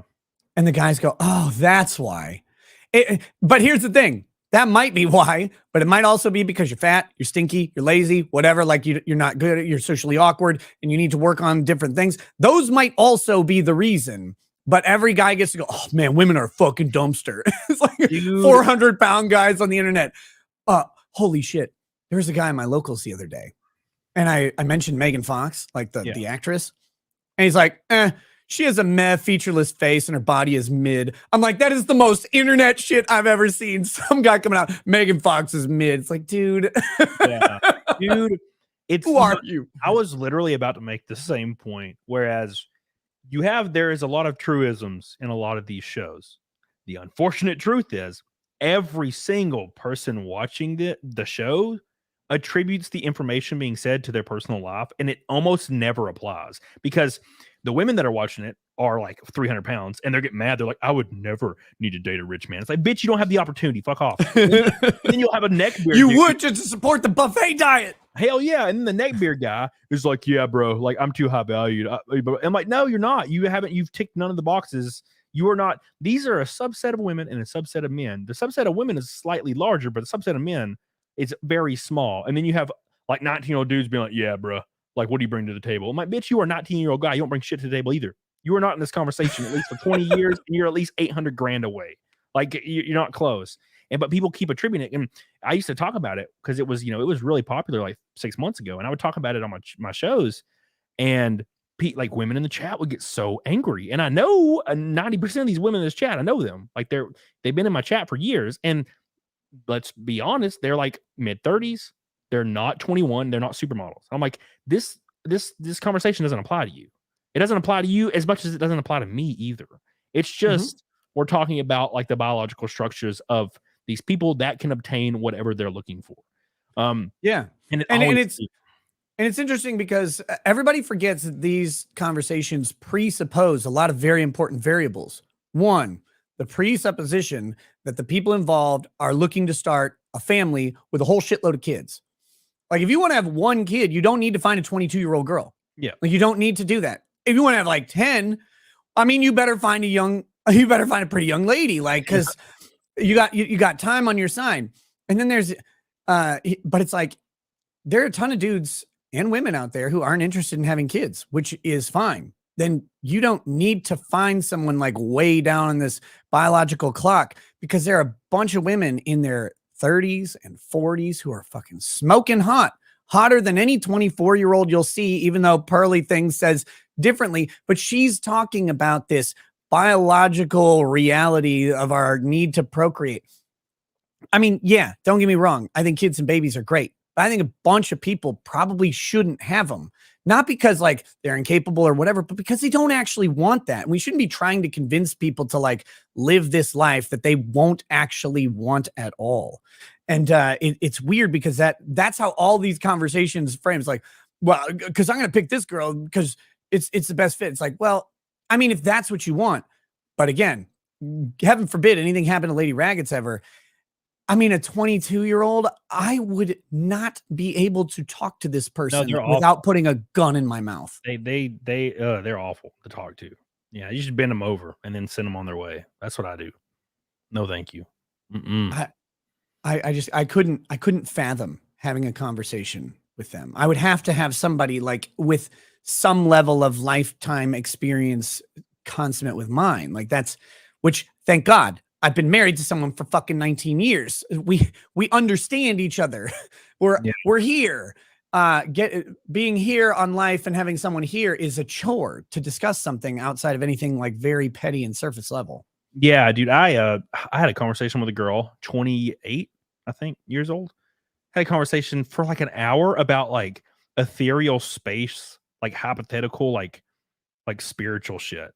Just going back and forth for like an hour, and the time flew, and it was a great conversation sitting there, just sipping on a drink. Dude, when you're talking to a 22-year-old, for one, they think they know everything. And two, they don't, and they're retarded. And it's really hard to talk to them. They'd be and they all listen to the same 4/4 beat trap music rap shit. It's the same girl that will hear an 80s song, like a Def Leppard song or something like that, and they'll be like, oh, well, this is so objectifying to women, this music is. And then they'll listen to like a rap song, trap music, talking about fucking wet pussy, like, oh yeah, slap her in the face, fuck that bitch, send her out the door, come on her ass. And they're like, oh, this beat's great. I'm like, are you retarded? Like, so no, thank you, never again. Let me hit these super chats because Marion wild. He says, Nick, porn is not an American problem, it's a worldwide problem. German scandal back in the 70s. German married proper men going to Thailand having sex with kids. Yeah, that's wrong. No, thank you. Yeah. But okay, but that's not porn. Right.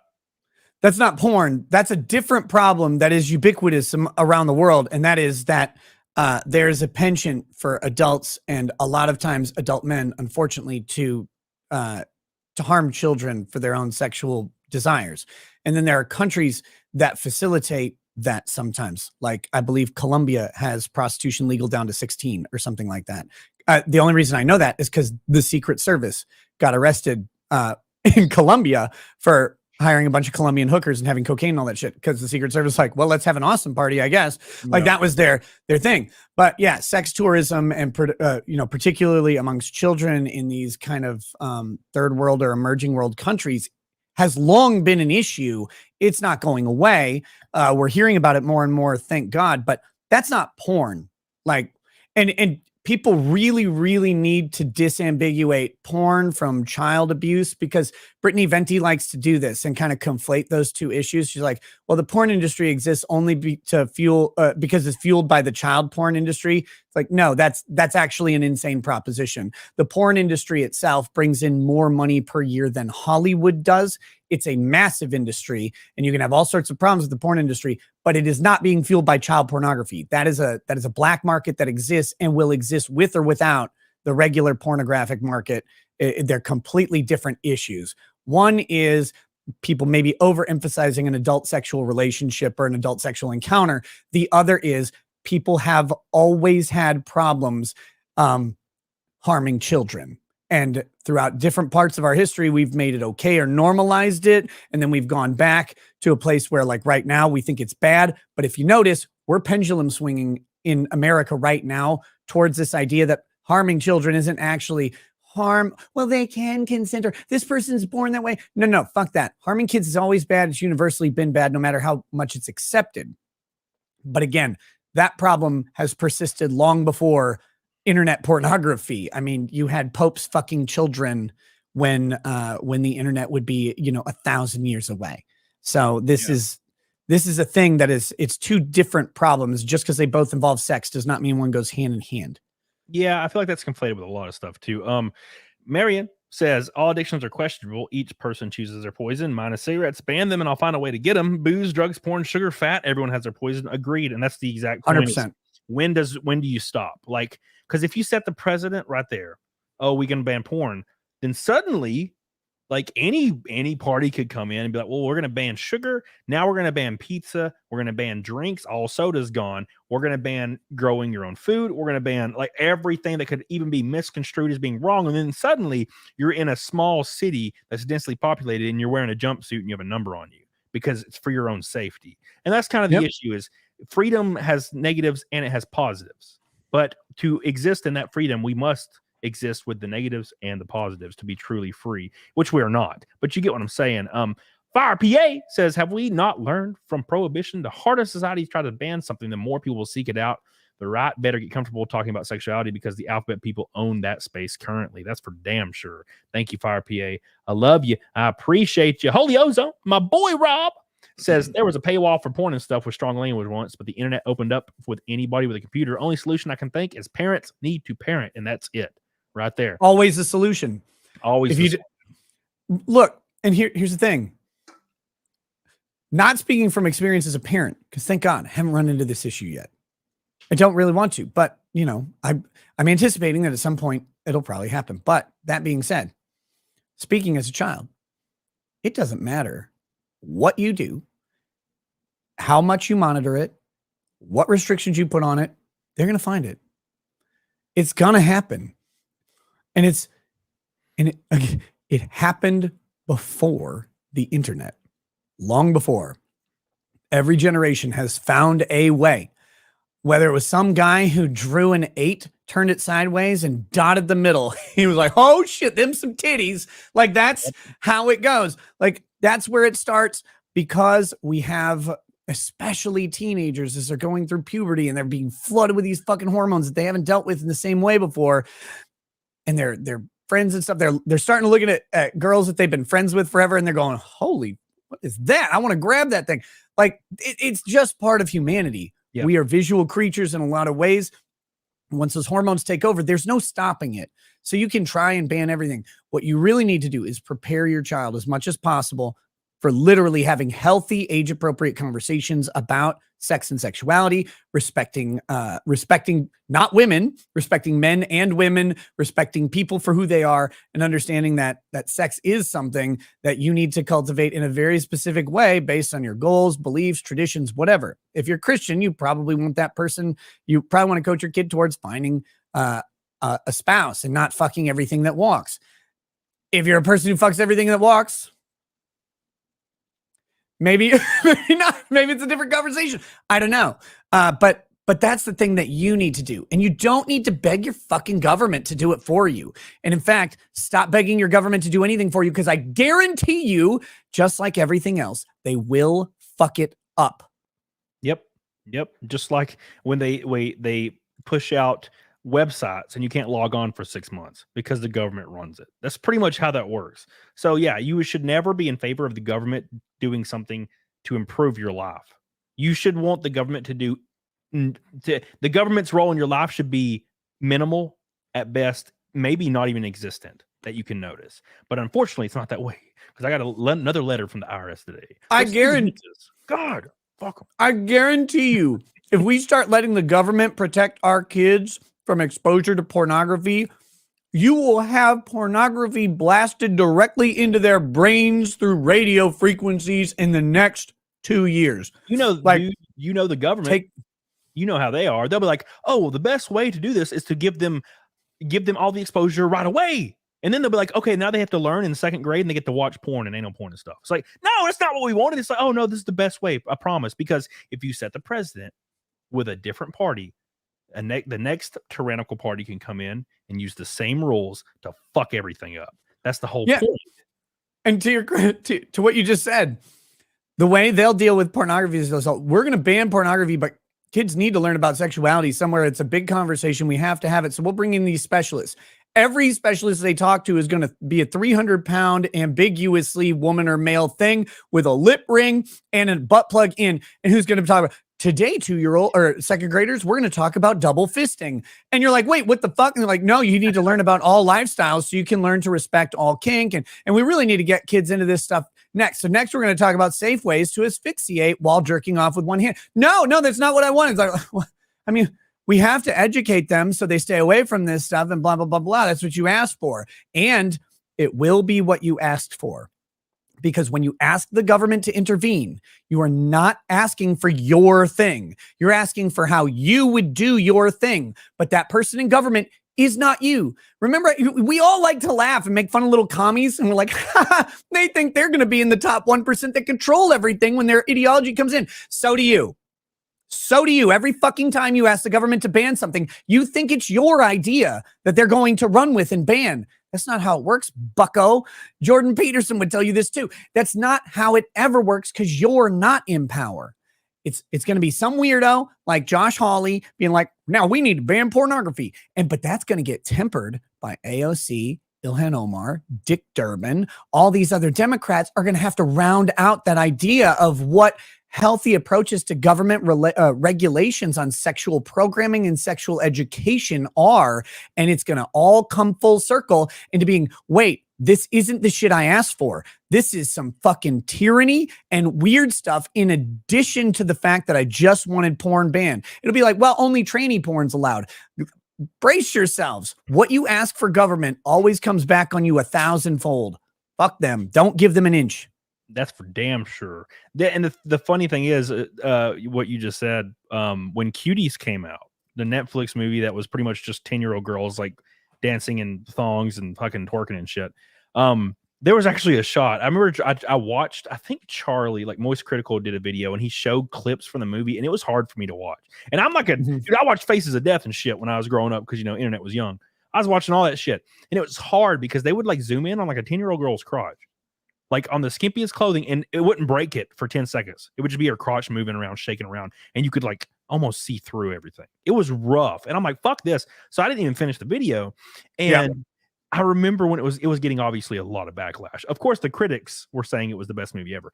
But it was getting a lot of backlash. And the director came out and said, oh, well, the whole point of the movie is to show you how bad it is to sexualize children. So we did it for 2.5 hours.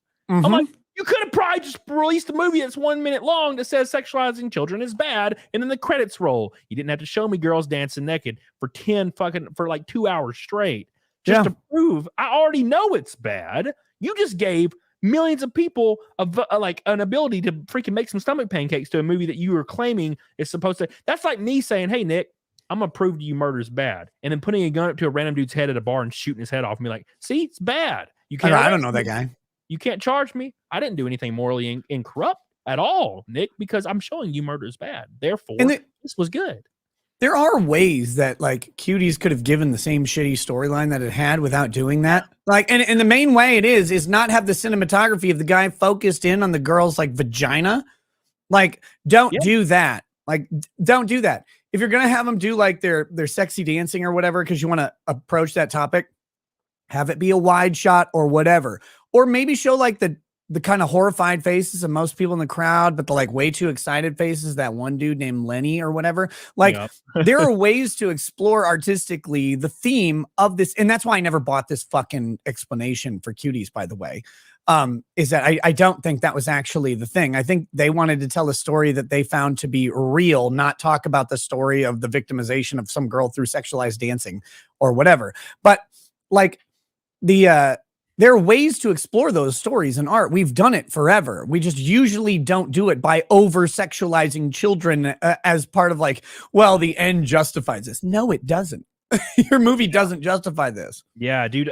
It reminds me of that South Park episode where I think Cartman like pretends to be a girl, and he goes on like one of those like beauty pageants as a little kid. And like all the judges are sitting there in the front, like, you know, it keeps showing the judges.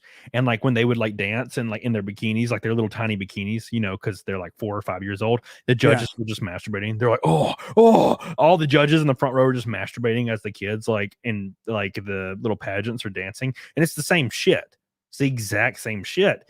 And somebody in the chat said they thought Cuties was really well done. Look, I'm not interested in the story at all. And I'm not judging the story at all. The issue is there's several shots where they zoom in on like labia, like crotch shots for like 10 seconds. Wow, how does that help the story in any way, shape, or form? It doesn't bring anything to the story. It just makes me uncomfortable. Oh, well, you're supposed to be uncomfortable. No, you could just maybe in that shot have like an 18-year-old girl that's smaller framed that's in the shot as a stand-in. So at least it's not a freaking actual 10-year-old girl. And that's someone brought up the sexy dancing scene in Mean Girls. Lindsay Lohan. Yeah. You had the Rachel McAdams was in that, and then the what's the other? I think I'm not 100% on this. I think even Lindsay Lohan and the other girls were 18 or older when they actually did that movie. Yeah. Now Lindsay Lohan did some movies when she was a little younger than 18. Like Confessions of a Teenage Drama Queen or whatever. I think she was 17 or 16 or something like that, but it wasn't as sexualized. But Mean Girls, I mean, it did have that sexualized scene, but I'm pretty sure they were all 18 in that. But let me just say one thing. Don't fuck with Mean Girls. That movie is bae. It is so much better than people give it credit for. If you don't know, you don't know. But if you know, you know. Mean Girls is a fantastic piece of film, not just like a silly movie. It's great. Yeah. I don't know for sure, but I think Lindsay Lohan was 16 in that. I could be wrong. In Mean Girls, I think she was 18 because she was born in 86 and it came out in 04. Is that the right? Is that wrong math? Am I fucking stupid? That's 18, dude. That's oh yes, that is 18, isn't it? Yeah, that's 18. Okay, you're good then. Yeah, that's from Alabama. Watch out. Just hire an Asian to sit next to you for this one. Oh no, that's 18. Oh no, no, she's 18. Don't say that. Yeah. Speaking of 18, Marion. Thank you. Says dudes listen to Sue Kihana. Says the new porn rap. That's what culture. Dude, I can't even listen to freaking rap anymore. It's getting so like I listen to shit from like the late 90s and early 2000s, and I'm like, wow, this is really good. It'll be like an old song that comes on like when I'm at the gym. I'm like, holy shit, this is great. What the fuck happened? So no, I completely agree, Marianne. And the Karis has joined us with a pink boy. Greetings from the Vista, California. So I can't indulge in my hand fetishes anymore. Shit. No, Karis, it's over. The government has stepped in. They're not going to let you jack your penis anymore. I apologize. Marion with a pink boy is the same as the little girls in Tiara's show want to be a model and star mom selling their kids. What the fuck? I agree, dude. Yeah, that shit's fucked up. I remember seeing those. There was like reality shows like Honey Boo Boo and that shit. And when I was like early 20s, late teens, like those shows were starting to become a thing. And I always thought they were fucking gross. And I remember thinking, I'm like, how the fuck is this legal? Like, they're weird, man. Ugh, God. And they're always like, smile, make sexy eyes at the judges. I'm like, why? Why do the judges need sexy eyes? No, please, God, stop. Yeah. Even if they weren't sexualized, like the idea of I want to train my daughters for the beauty pageant life is a weird one. That's a weird one to me. Because like the beauty pageant thing, or it's not a beauty pageant anymore, I guess, because now they have like ugly trannies winning or whatever. But that's what they were. It was like about beauty. Oh yeah, and also you do art and stuff, and you help the blind children of Haiti while you're being flown all over the world to go on yachts because you're fucking. Never mind. Anyway, but it's like the pageant life isn't like a thing that should be honored in the way it is, and the whole like pageant. It was just an excuse to get women into swimsuits on TV. Like that's what it was. Right. Like. Every state, send your hottest one. We're going to put them all in one place and get their names so people know what to search for when the internet becomes a thing. It's weird. It's weird, man. I don't get it. Like, what is the pageant thing? Like Trump did Miss America or whatever. Is a fucking brilliant visionary, of course. But like, who came up with the original one? Like, you know what, guys? Let's have a thing. Let's just get women in like evening gowns and bikinis. That'll be cool. Like, well, that's like 20 minutes though. What else should we do? I don't know. They can talk about problems in the world or something. If I play violin, who cares? Like, seriously, we get the hottest women in bikinis and nightgowns on a stage and just like judge them and tell them they aren't hot enough because we'll neg them a little bit and then we'll send them DMs afterwards. My favorite thing ever is, and I've always thought this is the weirdest shit in the world, but obviously I've been going to the gym for 100 years and I know a lot of girls that do bodybuilding or bikini shows. You know, they'll do bikini competitions, and there is quite literally a required pose in bikini competitions. And it is this pose where women just bend over slightly and put their ass cheeks in the air. And it's a required pose in bikini. Like it's literally in like in the pose. Like you can go look right here. It's in every pose. You see it right here? Quarter turn rear. I've never understood this shit. Now, look, of course, Kamala, how do you not understand the scientific reasoning behind this? And I understand why it exists. I'm just saying. No, like, you gotta show that the booty muscles are actually well developed on the medial side, because if the booty muscles are not developed enough, that bikini bottom will stretch too far out. And so if you've got 2 inches, 2.5 inches on that showing, that means the booty muscles aren't pushing that thing closer together. They got to know that the medial booty muscles are developed. Yep. I guess that makes a lot of sense. Mm-hmm. I'm a scientist. A Southie on Rumble says the problem with porn is there's already laws in the books. They just don't enforce them online. Until we can prove that all porn online is legal and protected from kids, then it should be regulated. What do you have to say about that?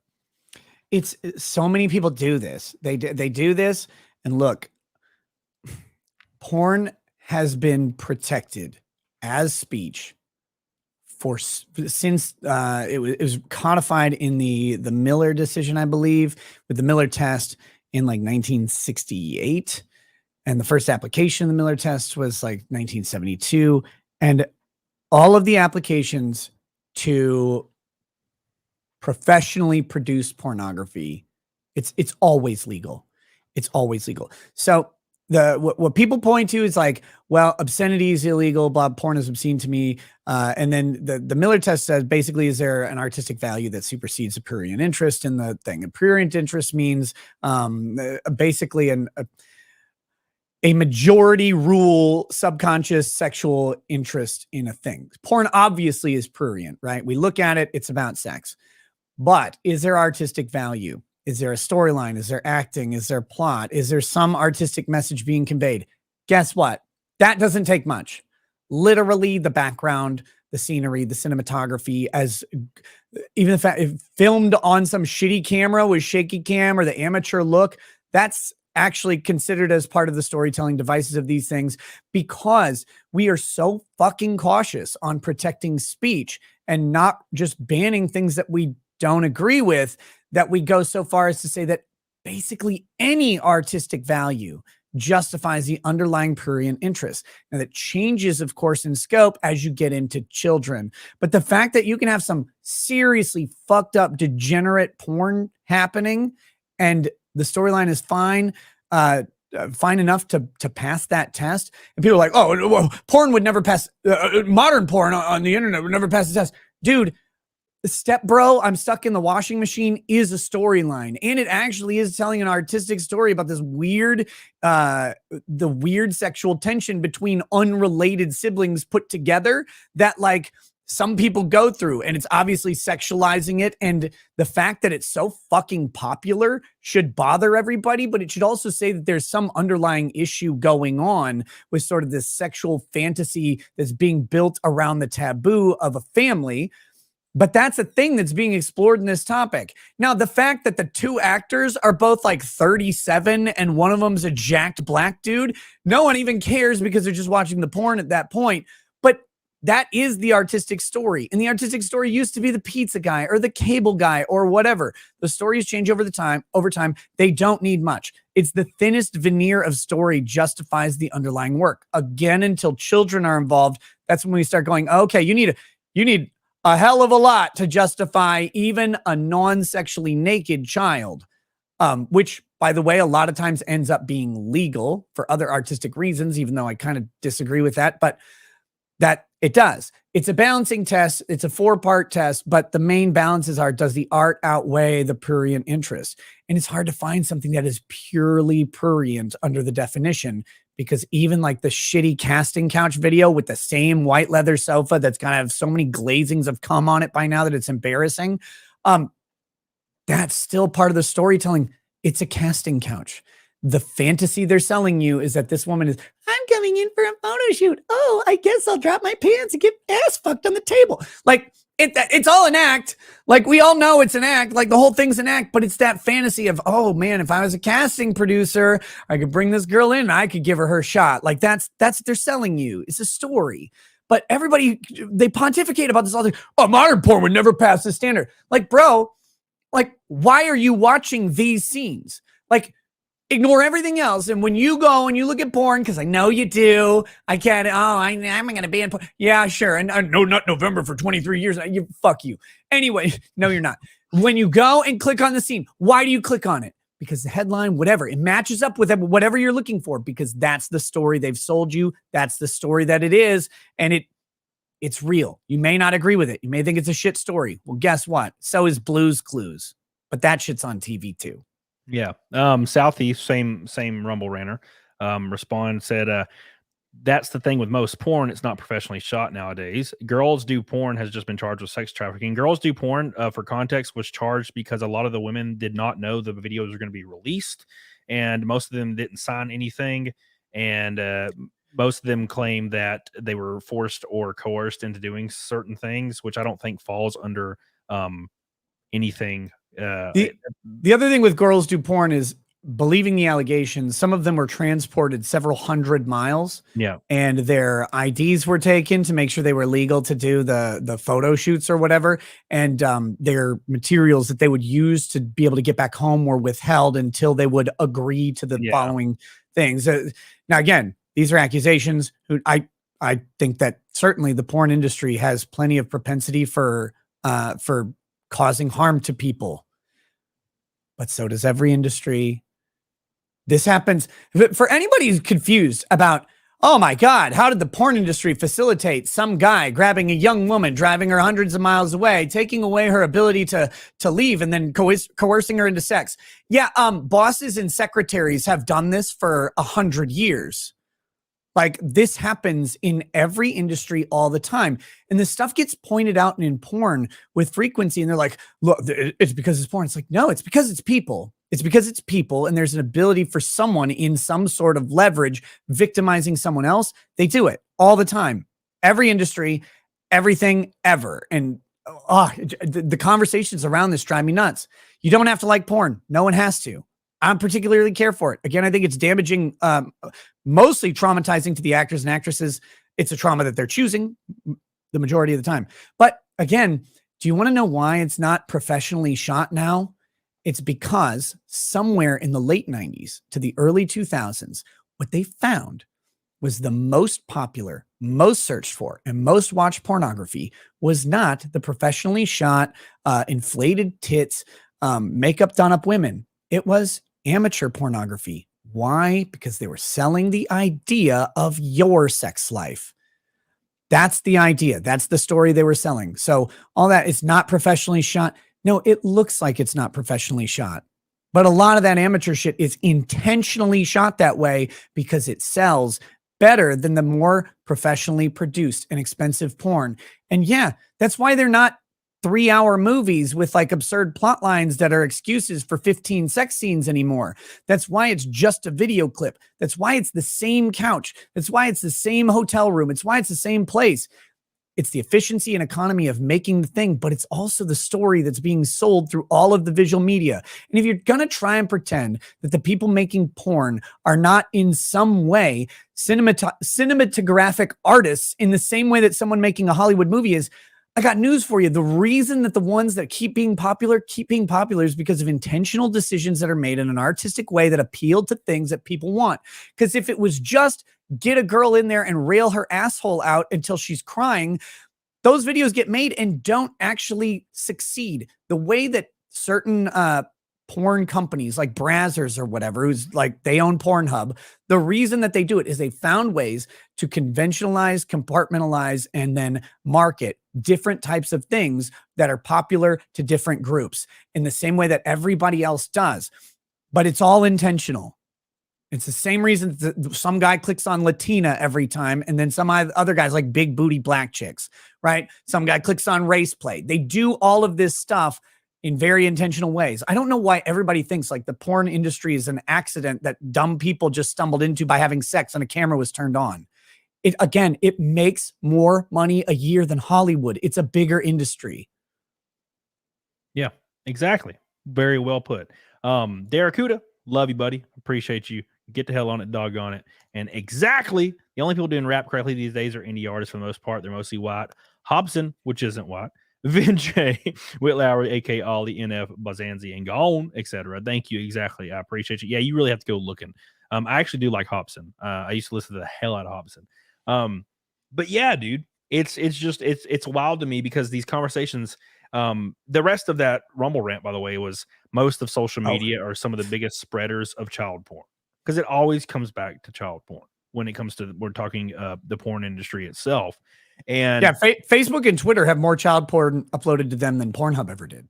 Yeah, 100%. And dude, I've seen shit, and it's weird because I don't understand why it exists, but I'll just so happen to either have followed someone like 3 years ago that I guess just went fucking haywire one day, and I'll be scrolling. I'll be at the gym. I'll be scrolling on Twitter, just looking at people, you know, like Tug, you tweeting, all that. And then all of a sudden there's just like a dude railing like some chick in the ass, like a 3-second like thing that somebody retweeted that I had followed a long time ago. And I'm like, why the fuck is this on my feed? So I had to unfollow them. And it's just like right there, like in your face. Yeah, and I will defend porn's right to exist forever. Again, that being said, I never want that shit to come across my fucking Twitter feed. Because what if I'm in a grocery store, like, oh, I'm gonna pull up Twitter? Jesus Christ! So like, same thing. If I ever see that shit on my feed, I gotta unfollow that person immediately because I don't want that on there. I might pull out my phone and open up Twitter and have one of my kids walk by. I don't want to see some dude slamming some chick on Twitter. But it's there. Twitter gets the best special dispensation for any app on the App Store, and they got it forever ago. Because if you tried to make a Twitter alternative right now and put it up on the App Store, and you could have Sasha Gray's fan account of her getting just butt blasted all day, you would be banned off the App Store immediately, and Twitter fully allows it. Yeah, it's wild. It's like, is it one of those just too big to fail things like they used to talk about back in the day, Hillary? Well, like they're just too big to fail. They're just too big to be policed or fail in any way, shape, or form, right? And we saw that shit just 2 years ago, maybe even a year ago. I think when Elon took over, it kind of leveled out a little bit. But shit, man, for a couple years ago, you would say anything that would just go against like some weird leftist ideology, and you would get banned on Twitter or suspended for a week. It's fucking wild. Thanos takes your ass out. Boom. Yeah. It's like, you know what you could say the word myocarditis and be yeeted fucking immediately off the app. Just you made me nervous just saying that now. It's because it's still a thing on YouTube. YouTube will still eat your ass because but we're talking about naturally occurring myocarditis, the very rare condition that sometimes happens, right? Yeah, 100%. Yeah, because and the naturally occurring phenomena where several YouTube executives have stocks in Pfizer and Moderna, which is also just a very natural thing that happens. As one does. Yes, that's just how this works. So yeah, it's a pretty terrifying thing, but again, I don't think banning porn would solve anything. All I think it would do would be open up like a portal to a lot of dangerous shit later on. Because if you can ban porn, you can ban anything. Right? Yeah, and that's something just to remember. It's the other thing now. But every time we give them permission, every time we give the government permission to encroach on freedom, they take it farther and farther, and it's justified by the previous thing. Well, this is bad. Why isn't this bad? And in the same way, that was my big argument against Rumble taking down Nick Fuentes' upload of his speech. I'm like, well, now you've set a standard. And now someone says, well, you ban this, but you won't ban this. This was hateful and violent, but isn't this hateful and violent? And now they have to either try to come up with why their current hypocrisy is justified, or they have to go ahead and ban it and capitulate to someone just asking. And it sets up the system that every one of these social media companies always ends up in. If you say this is bad, then someone else gets to say, well, this is bad too, for the same reasons. Even if you disagree, you now have to think about it when you never had to think about it before. And that's the problem. But see, government is not the same. See, that's a private company thing where now they're having to think about banning content. Because remember, banning content from a private company is like a revenue loser. Like every piece of content on social media is the ability to gain revenue. It's the ability to potentially deliver another ad to some viewer somewhere. And they don't really care what the content is conceptually. But once you give them the license, then they have to reluctantly consider banning whatever. Government is never reluctantly banning. Government, every single imposition or rule that they put out there is actually profitable in the terms of what government is trying to accomplish, which is control. Government is always trying to control us, control the populace, keep them from overthrowing government, big thing. And the other thing is to reinforce and justify their own power, spending, and budgets, because the budgets that get passed fuel the jobs of the person making the budgets. Self-justification is the perpetuation of government. So they always have to have something to do. If it's porn today, it's whatever. Dude, have you seen these videos of these guys in like a Trackhawk or a Mustang or whatever? They're driving in track mode in California and they get the ticket. Have you seen that? Yeah, I think it's something to where if they're in track mode, the ticket's like ungodly. Right? Well, the ticket doesn't cost that much, but they revoke your registration and they mandate it to go back to the factory. The factory has to disable track mode on your car and then give it back to you. Then you can get your registration back. Disabling track mode at the factory costs like $6,000. Jesus. And the whole reason is because California has a noise ordinance and track mode is too loud. And so but this is the thing. Government has to justify some other thing. Like, well, we can't have loud cars. Well, some companies allow you to have a track mode for when you're not in town. They tell you not to use it in town, but when you're out on the fucking highway in the desert, blaring, you want to roar by at 120 decibels. That's cool. It's awesome. That's why you have that engine in the first place. But government has to justify itself. They have to provide another reason that, well, we're going to protect these poor people from those V8s roaming through their neighborhoods. Like, well, they got to do something, right? They're in there. They have to do something. Right. And that's what they're choosing to do. I want you to respond to this Rumble comment. It says, because you kind of alluded to this earlier, and I feel like it's kind of revisiting it, but I want you to reiterate what you said earlier. It says, porn is already banned. Porn is obscenity, and obscenity is not protected by the First Amendment. Therefore, every time a child visits a porn page, that pornographer is guilty of a sex crime. Now, and again, obscenity is not in this usage, in the usage from the Miller test. Obscenity is not your. Can you see me? Oh, yep. Shit. My camera did a little circly thing for a second.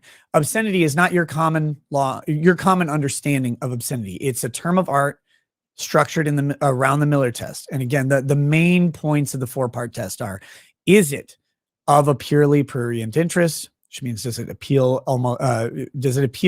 almost exclusively to the sexualized interest? If it does, then go on to the next part of the test is, does its artistic value outweigh its prurient interest? Is there any artistic justification for what's done? And time and time again, when porn has been put up to the Miller test, it passes every time because the veneer of that test is so low, and it has to be, and it must always be.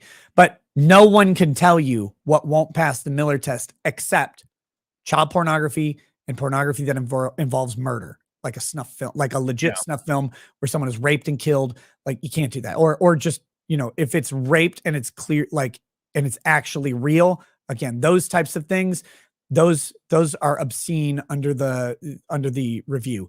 Everything else, the fake rape stuff, the fake snuff films, you know, the most degenerate pornography, as long as it doesn't involve kids, like degrading, humiliating shit involving body fluids and feces and all that stuff, whatever it is, vomit porn, all of that has passed the obscenity test over and over again because they're really, really hesitant to impose upon it.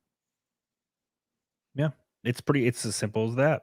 And like you said, anything can be considered art, even the fact that it's filmed in an amateur art style. Because like they'll take like professional actresses and literally just put them, and it'll be like an amateur setting. Like, so anything. Well, that was the whole concept of Bang Bus. Yeah, 100%. Bang Bus, if you don't know, is an early 2000s porn thing where it's like, oh, we drive a bus around and pick up random girls and offer them like $200 to have sex on the street. Yeah, they didn't do that.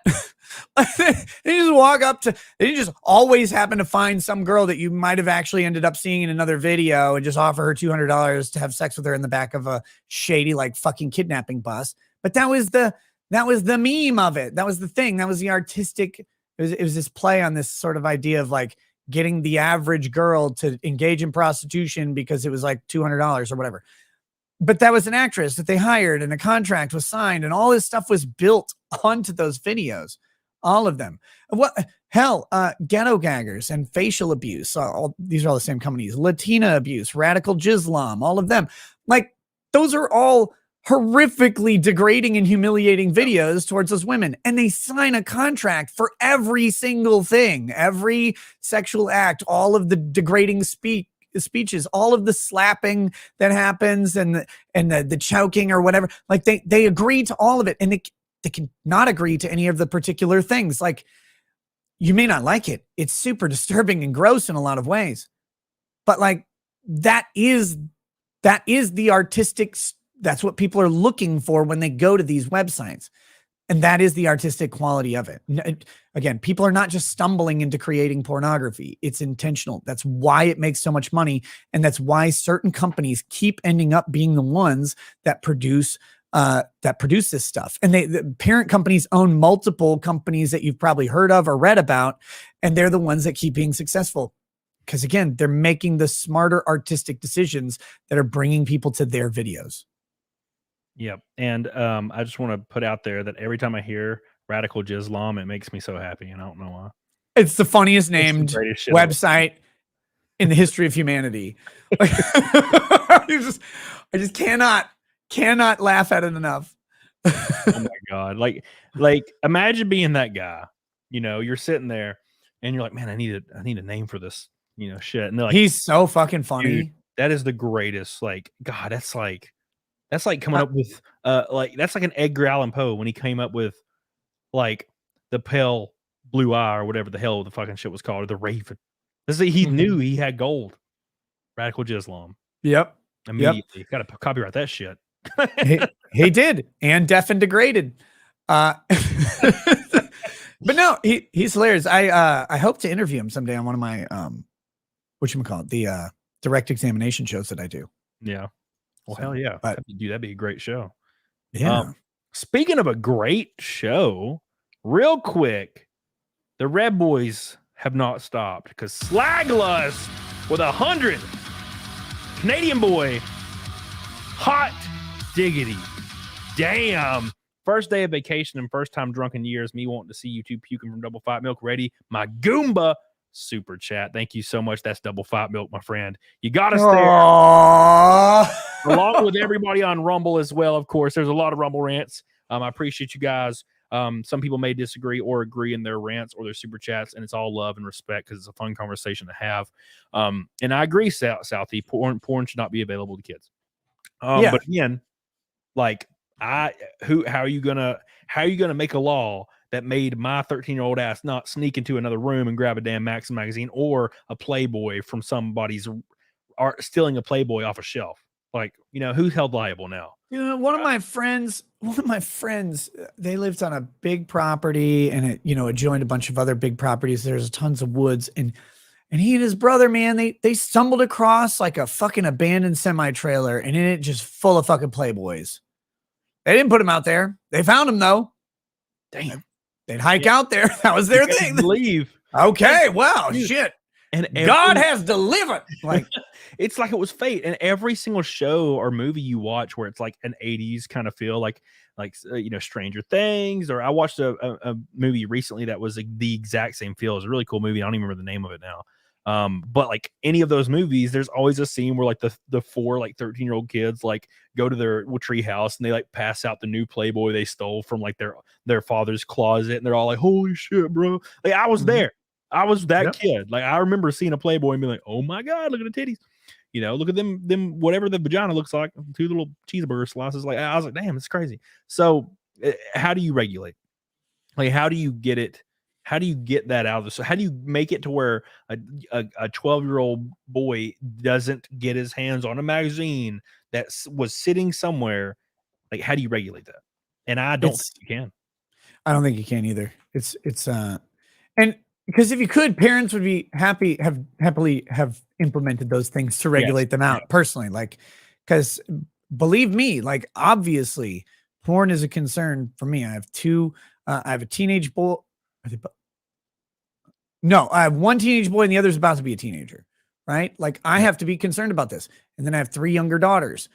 I definitely am concerned about pornography, their access to it, how they interpret it, because I think I think in me for a long time too, like, I'm not applying this now, but I consumed pornography as a child. Like, it happened. And I think it created unrealistic expectations about what sex was like, what it was. And it's a very confusing thing as you like start to actually explore that with another person, because it's not this like truncated, very intentional thing that was presented to you in anything else. My camera keeps showing me like blacking out on my side, but I don't think it does on yours. No, you're fine. Weird. Huh. But anyway, yeah, and I think it makes conversations around it very difficult for young couples, especially if like one watched it and one didn't, or both did and they have completely different ideas. It's a thing. And I definitely, again, like, I'm concerned about it for sure, but I'm concerned about it for my kids, which is how I want things to be. I don't want a government concerned about anything for my children, because if they're concerned about what my children are consuming that might be porn, they're going to be more concerned, and believe you me, they are much more concerned about what your children are consuming as far as political content. Yeah, and that's the biggest issue is, like, man, when I was like 12 years old, 13 years old, my biggest concern was like Halo. And like maybe some shit that's happening at school, right? But now you have 13-year-olds that are running around, because it's uncomfortable to say, but 13-year-old kids are literally retarded. Like, we would like to say, Jimmy's, he's intelligent, he's a smart kid. No, Jimmy's retarded. Like, in the grand scope of things, like, it's kind of like a 33-year-old man that's like, worked out a portion of his life, a trained fighter, and like a 13-year-old kid like walking up and trying to fight him. You know what I'm saying? Yeah. Like, that 33, he's gonna punch him once and I'll probably kill that kid. Like, and that goes hand in hand with their intellectual scope. They think, and that's what like schools are doing right now, and social media is doing. They make 12, 13-year-old kids like radicalized and whatever, and it's always something like violently left because they're kids, right? And they get radicalized in that, and they're starting to flex and say bigot and get on all of these social media and just be violent towards their family and all this shit because they get radicalized instead of, something else that they could put their time into, like music or video games. So like it goes back to like banning video games. And I'm like, bro, I probably stayed out of so much trouble because I played video games so much when I was in my young teens, right? So and mind you, very, very based in red-pilled groups like the NRA would be very happy to have the violence in video games managed by the government because, and we know that because they've suggested it so many times, because they're so scared of the government seeing that the rifle or whatever kills the kids in a school shooting. They want to deflect that onto video games and violent movies. And yes, the NRA has made that argument. Wayne LaPierre has made that argument several times. And believe me, the government would love to find ways to do that too. The problem they have is that Call of Duty is one of the most popular things on the planet. And regulating violence in video games would be pretty fucking unpopular. But if they can do justifications for it, might not be this administration, but guess what? The next one, how many school shootings does it take? That's actually a good question. How many school shootings does it take to get to the center of banning Call of Duty? Let's find out. Yeah. Right? Like 1, 2, 3. You get 3 in the same week, and all those guys play Grand Theft Auto 5. You see what the political will looks like to protect the thing that you like. Yep. Yeah, because if you set the precedent, anything can change at the drop of a dime. Very quick. And then you got feds everywhere just making that shit happen. Because that's what they're going to do. Shit, there's a new group that's suddenly walking around, and there's videos of them on Twitter, and they have swastika flags and all black on, a mask, and khakis, of course. Probably should stop with the khakis because the feds are like, come on. It's like, oh, what do you guys? Those are the feds. Yeah, that's what I'm saying. It's like, well, we need to have like an outfit. It's like, well, we did blue, and then they unmasked us and found out we were feds. So let's do black. And it's like, okay, what about pants? And it's like, what do you guys have? It's like, oh, all we have is khakis. Ah, fuck it. Khakis, yeah. Oh, good. Oh, shocking. It's feds every time. Dude, yesterday, like, I don't care, but I was walking around this amusement park, and I was just like surprised to see this. Dude's in like a wife beater, and he has white pride tattooed. Oh my God. Right across his chest. And like, you could only see like the top halves of the letters because it was down low enough. But I was like, I mean, bold to be out in public where that's visible. I'm so okay. Like, I mean, whatever you want to do, buddy, but wow. Like, I was just shocked to see it. I was like, God damn. Real quick, what do you think?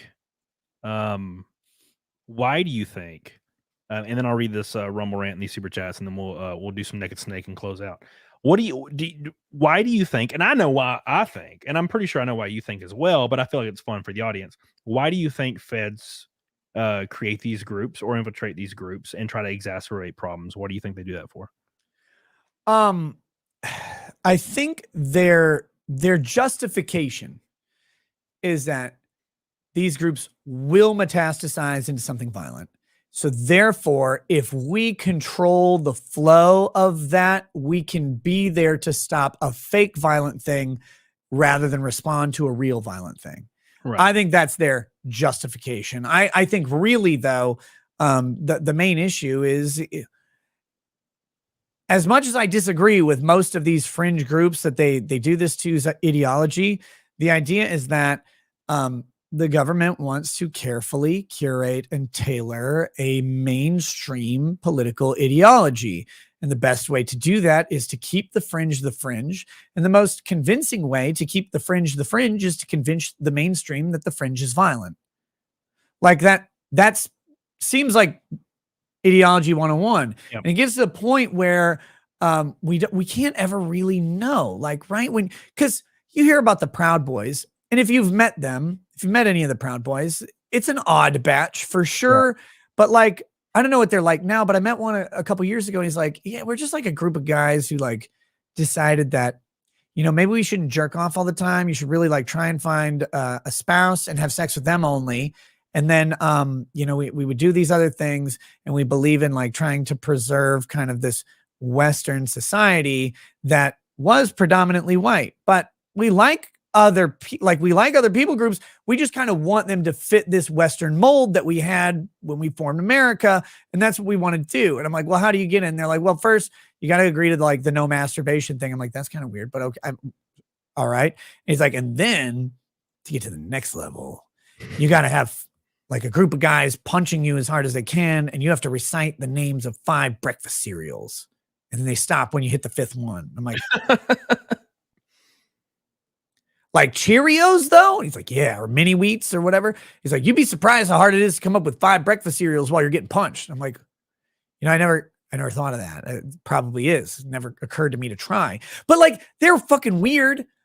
But the guy was normal. Like, other than like these kind of strange sort of thematic things that were going on, he's not walking around dropping the N-word. He's not being racist towards anybody. He's just a normal, nice guy. Like, if you didn't know he was a Proud Boy, you wouldn't know.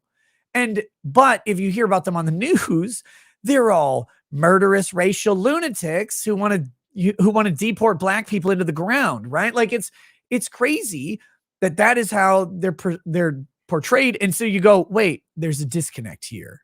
And like, I don't give a shit about the Proud Boys either way. Like, I'm not for them, against them, whatever. The couple I have met seemed pretty normal. Maybe I got the weird experience, but I can't trust the way that these political groups are framed anymore, because they're literally being framed by government. Government is infiltrating them. And you go to the Michigan kidnapping with Governor Whitmer, which is 11 feds and 4 guys, 11 to 4. And it's like, these guys had never met each other until they're getting introduced by feds, bringing people into the group for this kidnapping plot that none of them conceived, but the feds did. And we're like, wait a minute now. Like, they all did this to justify the COVID lockdowns in Michigan, because Governor Whitmer was getting really unpopular, especially when she had the lake that her boat was on. That lake was deemed acceptable on, I think it was either Memorial Day or 4th of July weekend. The lake that her boat was docked at was acceptable to go around on COVID, but the other lakes weren't. And then there's the phone call of her husband calling the dock saying, you need to get our boat ready, blah, blah, blah, blah, blah. Do you know who my wife is? Do you know who my wife is? Like, it's embarrassing. But yeah, like, it was all a sham. She was getting very unpopular. Then suddenly a group of 15 men tried to kidnap Governor Whitmer. 4 were arrested. Wait. Yep. Yep. It's the same thing as when January 6th happened. And the majority of the people being instigated, are the people that were instigating people to go into the Capitol and breaking shit, were literally all feds. They were trying to get people to go in so they could cause a national crisis to make the political opposition look less popular. And it worked. Yeah. January 6th is still talked about. It's like the worst event ever. And it's like, it really, I mean, it wasn't that bad though.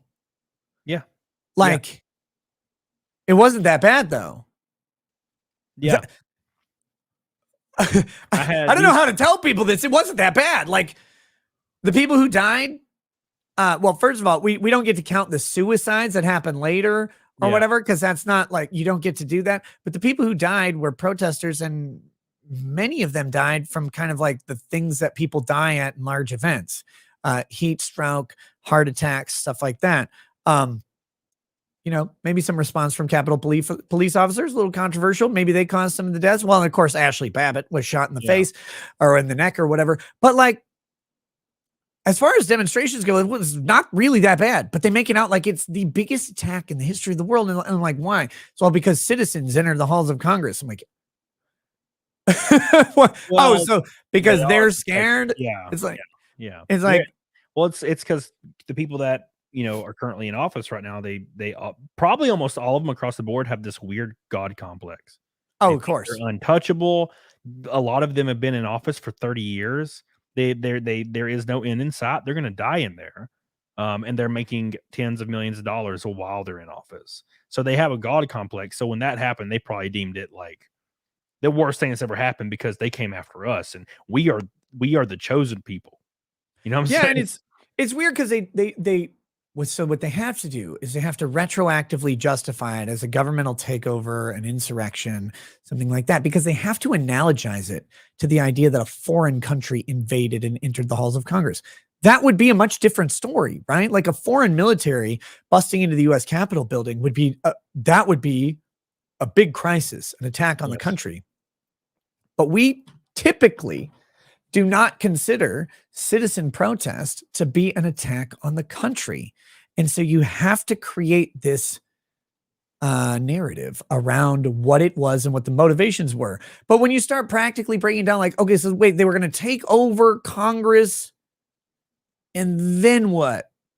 Like, what were they going to, how are they going to run they're going to run the country? Like they were going to pass laws. There's going to be a coup of the president. No, it's to keep the president in power. Wait, so were they the new Congress that was going to be there under Trump's martial law? Like, how was this plan going to play out to be an insurrectionist takeover of the reins of government? It doesn't make sense. There's no guns. There's no supplies. There's no supply lines. There's no logistical enforcement for this. It'd literally be a matter of time before like 4 SWAT cops with a street sweeper come in and just blast everybody who's in those buildings to death. And that would be the end of it. In fact, we should be kind of stunningly surprised that there wasn't more violence from the government in this instance. But that's because the violence from the government would have looked much worse. Yep. If you had more people getting shot than Ashley Babbitt, there would have been more questions, more outrage, and more like post facto legitimacy to the operation. I think the government balanced how they'd handled January 6th very, very well. It's almost like I think maybe the government might have had a hand in some of it, but I'm not sure on that. Yeah, it sounds very likely. I have a friend that went to jail for 3 months because he said he went up to the Capitol and he was just filming stuff, and then a couple of people congregated to like a door, and then the door opened and security let them in and led them around like the hallways like it was a tour. Yep. And some of them were actually cleaning up trash that were in there, like some of the people that were protesters. And then he left. And then all of a sudden, like like a month or 2 later, he got charged and he had to serve 2 or 3 months in prison. And he didn't fucking do anything. It was crazy. It's craziest shit in the world. Because he's like the nicest dude in the world. He was very confused about all of it. And he's like, yeah, well, I guess it is what it is. You know, like I was there. So yeah, and the crazy thing is, there's some people who did some over the top shit for sure. Busted some stuff, stole stuff. Even though it's funny, like they stole Nancy Pelosi's podium. Like if I could have bought that thing on eBay, I would have bought it in a heartbeat. That would have been so funny. I would have done every video behind the speaker podium. I mean, you wouldn't be able to keep it, right? But if you could conceptually have done it, that's hilarious to me. But yeah, you probably can't steal stuff. You probably can't take a shit on her desk or whatever. But like at the same time, a lot of the people were just in there because that was the movement. They legitimately believed their votes aren't being counted. Their voices aren't being heard. Their representatives are ignoring them. There's a participatory government, and they believed that their government was being stolen from them. And it is a government by the people, for the people, and of the people.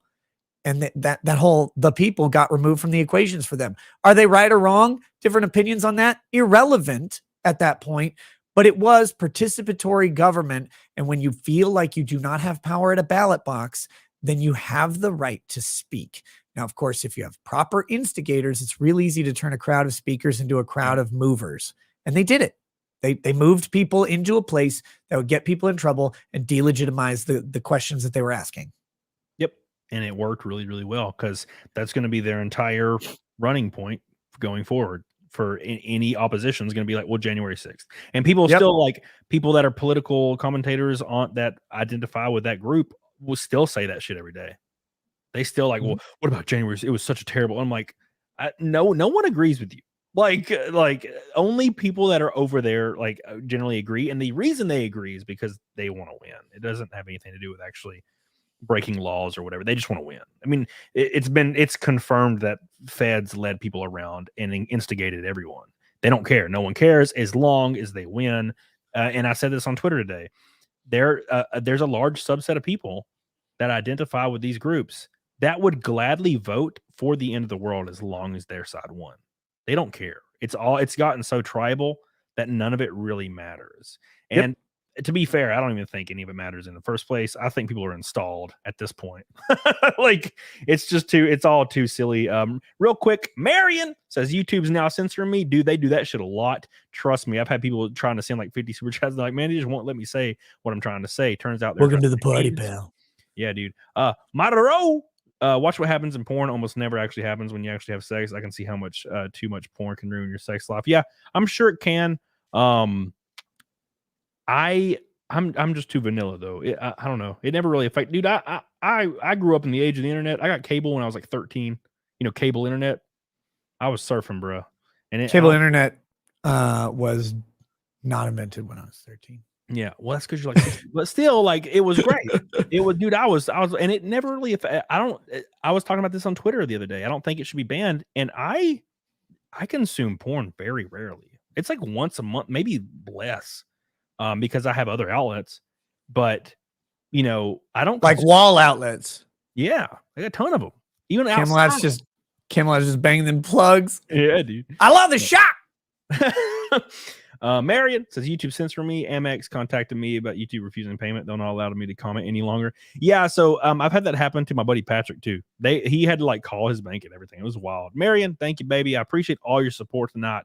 It is not going unnoticed.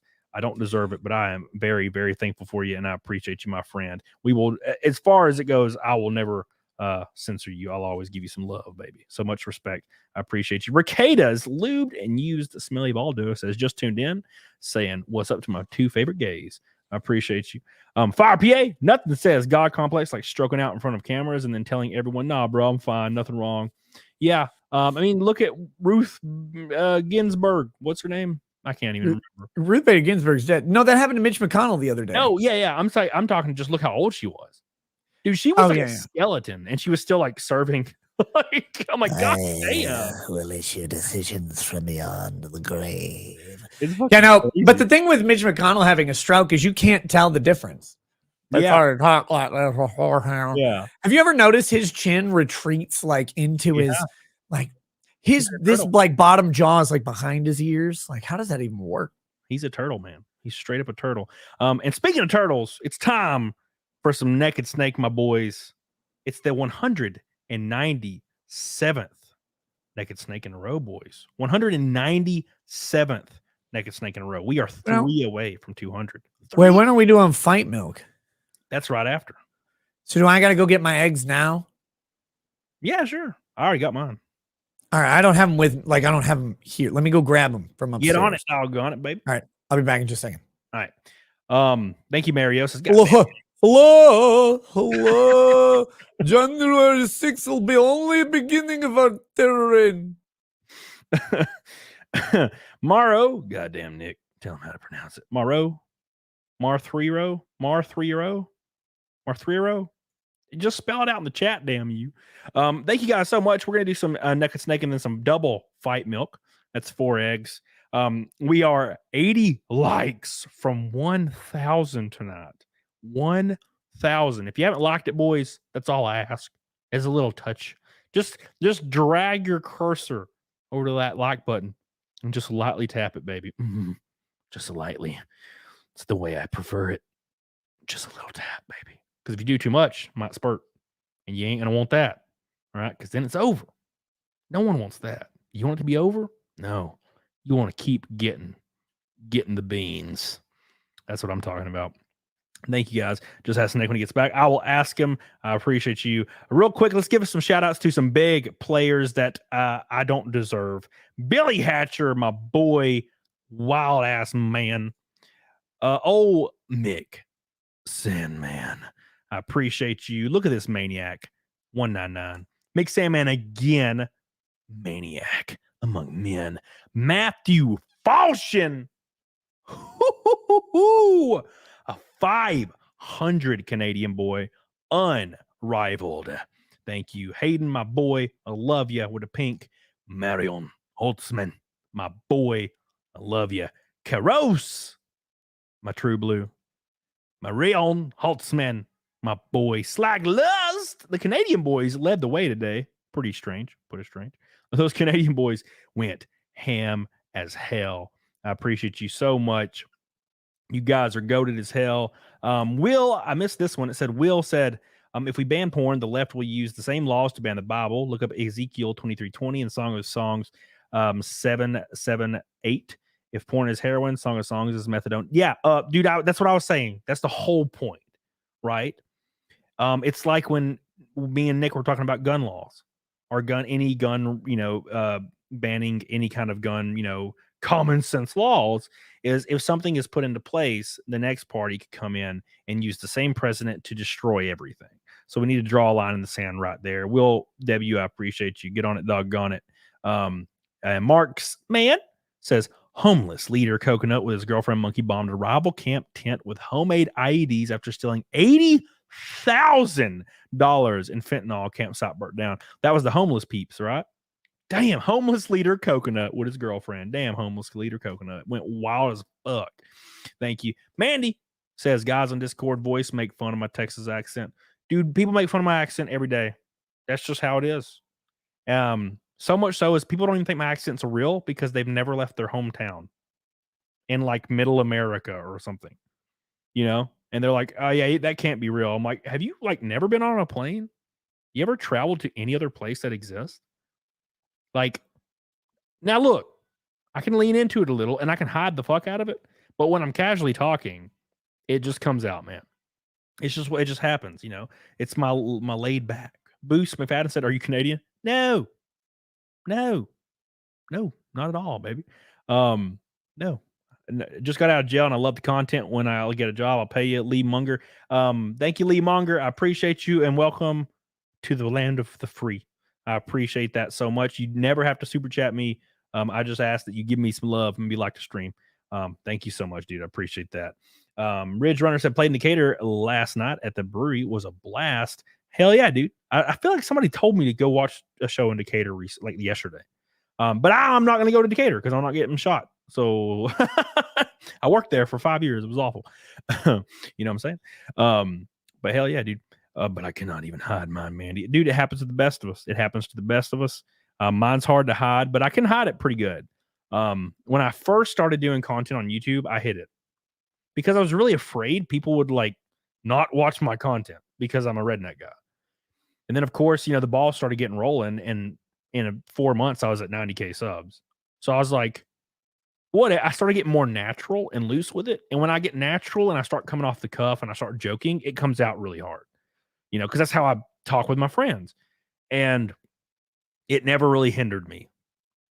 So I've never worried about it again. Right. But I used to be real like, hello, my name is Camelot331, and I worked at GameStop for 11 years. So we're going to get right into that. It's going to be really spicy. You know, I would try to really, really like cover it up. But then like once I noticed it wasn't hindering, I didn't go fuck. I'm like, whatever, who cares?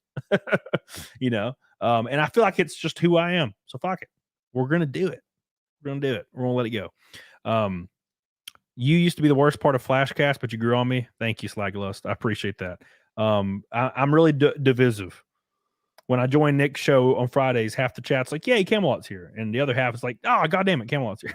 So I love when I get the comments on the stream where someone says, "Oh, Camelot again, finally unsubscribed." Oh, thank God, get out of here, get out of here. Oh, Jesus. Yeah, dude. Yeah, it's been hilarious. So don't forget to catch us at Matsuri in, I guess, 11 days. Dude, it's so really fucking soon. It's coming so quick, and I'm like, damn. I have so much to do. Because I'm not just going to Matsuri. I'm driving my whole family to Florida. Damn. And then I'm going from Florida to Matsuri. And then I'm going back to Florida. And then I'm driving back to Texas for a family reunion with the whole family again. And then I'm driving back to Minnesota. It's going to be a fucking nightmare. I'm going to be gone for a lot of August. No, I'm just going to fly to Houston. That's what I'm doing. That's my entire concern. And I also have I have a race next weekend. So it's going to be 2 weekends in a row, assuming that the team can fix my engines. We'll see what happens. Speaking of seeing what happens, I think it's time, boys, for the 197th edition of Naked Snake, 3 away from 200 in the all-time unbelievable goal. Get on it, diggity dog on it. It's time again. I appreciate you guys so much. I got my bandana ready, and then we're going to do some double fight milk, and we're going to get off here. I'm rating the Simpcast tonight because she's going long, and I love Chrissy, and I want to give her some support. Billy Hatcher, I will raid you this week. Just remind me. I try to do everybody at least once a month that I know. And assuming Simpcast is on, but somebody in the chat told me they're going long. So I was like, okay, I'll raid them. Because I asked in the chat. I was like, you know, I'll raid you. Are you guys going like longer? Because you've been on for 3 hours. All right. I love going long. Dollars pour in. Yeah, exactly. God. Speaking of dollars, I don't know about you. If you've seen a real quick segue just for 2 seconds. If you go to like Playboard and you look at Playboard, like there's people like in the top 10. Like almost everyone in the top 10 is like a pastor or something. Oh yeah, black pastor. Yeah. Oh dude, $8 grand a show. I'm like, what the? I have I've talked about this. I fucking hate the black pastor, spiritual healer grift on YouTube. It's real popular. Look, the people who hate poor black people the most are black people. Like they do. They want it. Like they go, God damn, we got a bunch of poor black people here, and we tell them that we'll just pray for them and heal them if they just send us $200 on YouTube. And I fucking hate that. I hate it. It's as bad as like the televangelists, but maybe worse. I don't know, man. They're bad. I had a whole thing on them a long time ago. Maddie Knowledge or whatever was one of the first one. Knowling, she used to be way up there. I think she got busted. And so she dropped off and stopped taking super chats. But fuck, man, I hate that grift a lot. It's kind of gross. I appreciate you, Camelot. It's always fun to watch. That $7.99 is for REKIETA for always getting my name right now. Love listening to you both. How do you say his name? Marrero. Yeah, like George A. Romero, but Marrero. Yeah. Well, thank you. I appreciate that. It's time, boys. Oh, by the way, I'm calling an audible. We're gonna rate Good Logic because he's doing a 24-hour stream. Fucking Joe. Oh fuck! I was supposed to go on a 24-hour stream either yesterday or today, and it didn't work out. It was Colonel Kurtz had it for I think like kind of like an anniversary of Johnny Depp, and she invited me. I got to send her an apology. I was gonna do it when I got up today, and I got up today vomiting. So it was a rough day, but. Yeah. And Skytex on the chat says, don't forget to join Camelot's Locals. Yes, please join the Locals and join our custom chat that we have on Locals every single live stream without fail. I will be streaming on there more very soon, but God, life is crazy. And it just never seems to stop. So it's time officially, finally, for the 197th Naked Snake. Oh my God, boys. Appreciate you guys. We hit 1,000 likes, but don't stop. Keep slamming that bitch into the ground, just like your first girlfriend, because we're going hard. Let's do this shit. And hopefully my tan looks good on camera. I hope it does. Mine doesn't. Because I've been getting burnt every single day. Every single day. I got burnt just back here yesterday because I tried to sunscreen myself and I missed those spots. I'm like, motherfucker. All right. I'm going to pop my headset off, put my bandana on. I ain't no bitch. I got 4 eggs in here. 4 eggs? Double fight milk, baby. Look at my shirt.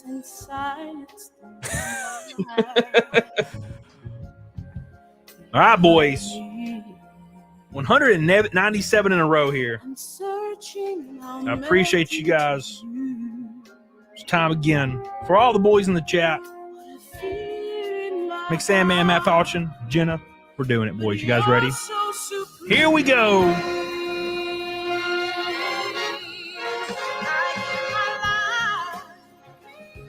Oh, yeah. Yeah. We're crispy, boys. In my time, there been nobody else. Alan Jones. Cry. It's the way I fly to you. Your skin's cooked like a grocery store rotisserie chicken. Hell yeah. And they taste so damn good. They do, man. Steak eater. Steph coming in. Corey, it's time. Ready? Here we go. Someday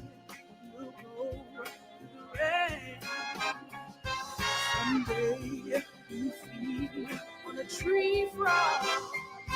It's a trial to survive. Oh my God, we even got Cerebus up in this bitch. Kairu. Oh my God. I appreciate you guys so much. But we're not done. We have fight milk coming on your face. And it's good for your pores, so you better rub that shit in, boys. Thank you, Kairu. Thank you, Cerebus. 197 naked snakes in a row. Unbelievable. No homo, my friends. I love you. Full homo for me, though. Get on it, though. I got beef with you. With me? Yeah, that image you put on the thumbnail. I look like the Pope who learned that they can't touch altar boys anymore. Thank you guys so much. I appreciate you. Dude, I love that image. I think it's cute. Like, I never used it because I was supposed to have you on one time, and it was like the Nina thing that messed up. Oh, yeah. And I just never used it. And I saw it today, and I was like, oh, bro, I'm going to finally use that shit because I had it saved. And you're just like, just so pissed. Now it's time, boys. It's life. It's life. Let me grab my eggies.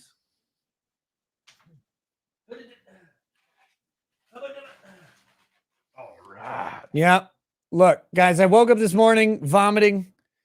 The story behind that, by the way, my kids, we had a stomach thing it's kind of going through our town, but kind of hit our kids mostly one at a time. We thought it was done, but yesterday a couple of our kids woke up with it. Today I woke up vomiting, but it runs through pretty quick. So I think I'm good. But I ain't no bitch. If it's double eggs, it's double eggs. It's double eggs. I got the Farm Fresh grade A large, baby. You got the Fairlife, Nick? Yeah. That's how we roll, bro. The Fairlife. But I do whole milk because whole milk's so good. Whole milk's so good. But dude, they're always out of whole milk. So I just always grab the damn 2%. They're always out of the whole milk every damn time. This is so much fucking egg. It's a lot of egg, isn't it? There's not even enough milk. Oh wait, I only got 2 eggs. I'm a dumbass. Hold on. Oh yeah. I'm so used to fuck this. This is gonna be gross. I'm so used to the 2 that I just grabbed 2. Let's do this. This might be the first disgusting fight milk. It's gonna be bad.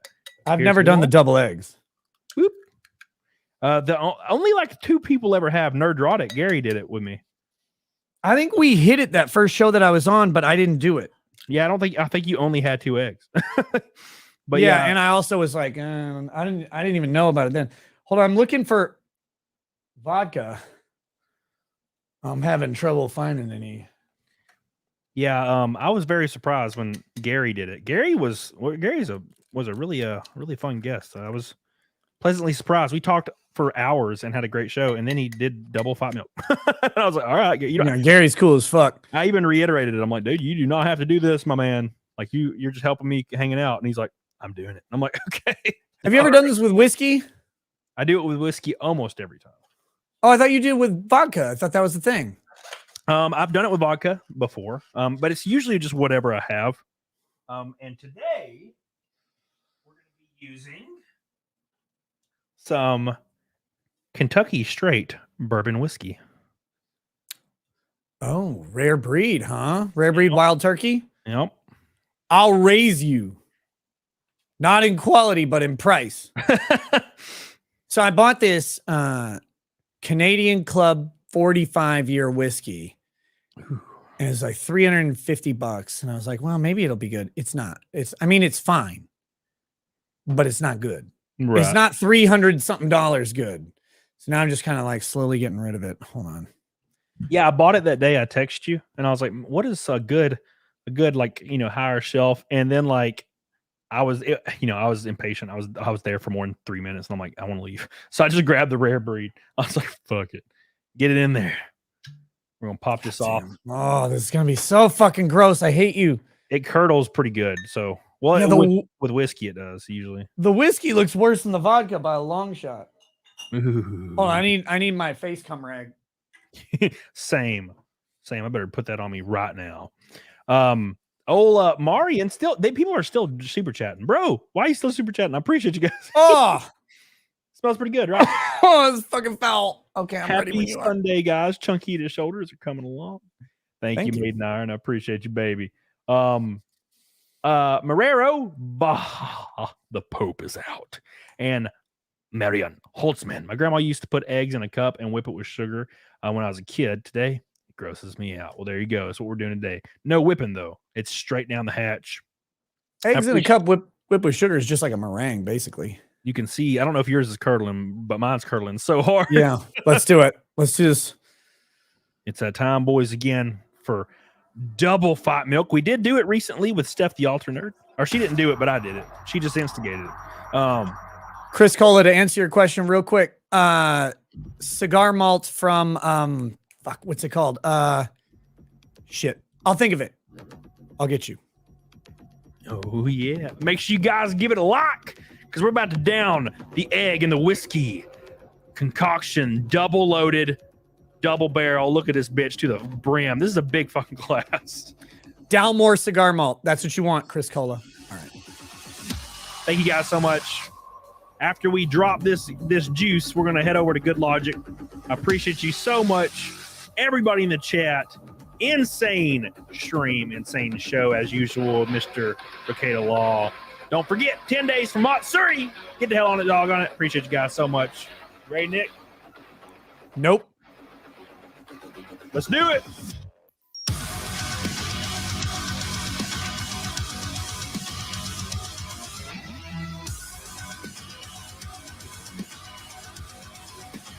Oh, the whiskey. Oh!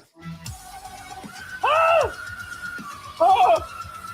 Oh! I cannot chug this. It's so fucking foul.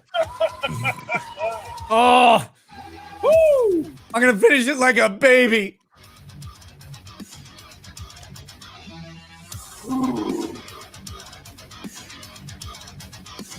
Oh! It's brutal. There's not enough milk. There's not enough milk. Oh. 2 eggs left. You got this. It's like a pair of pickled testicles.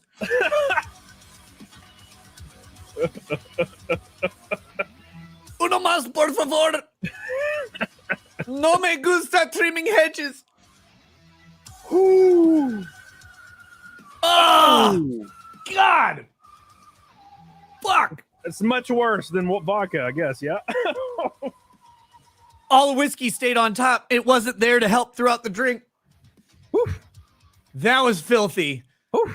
It's rough. That was fucking terrible. That's why I get it down as fast as possible. Like, I'm just like, Oh, I had gotten good at chugging down the 2 egg.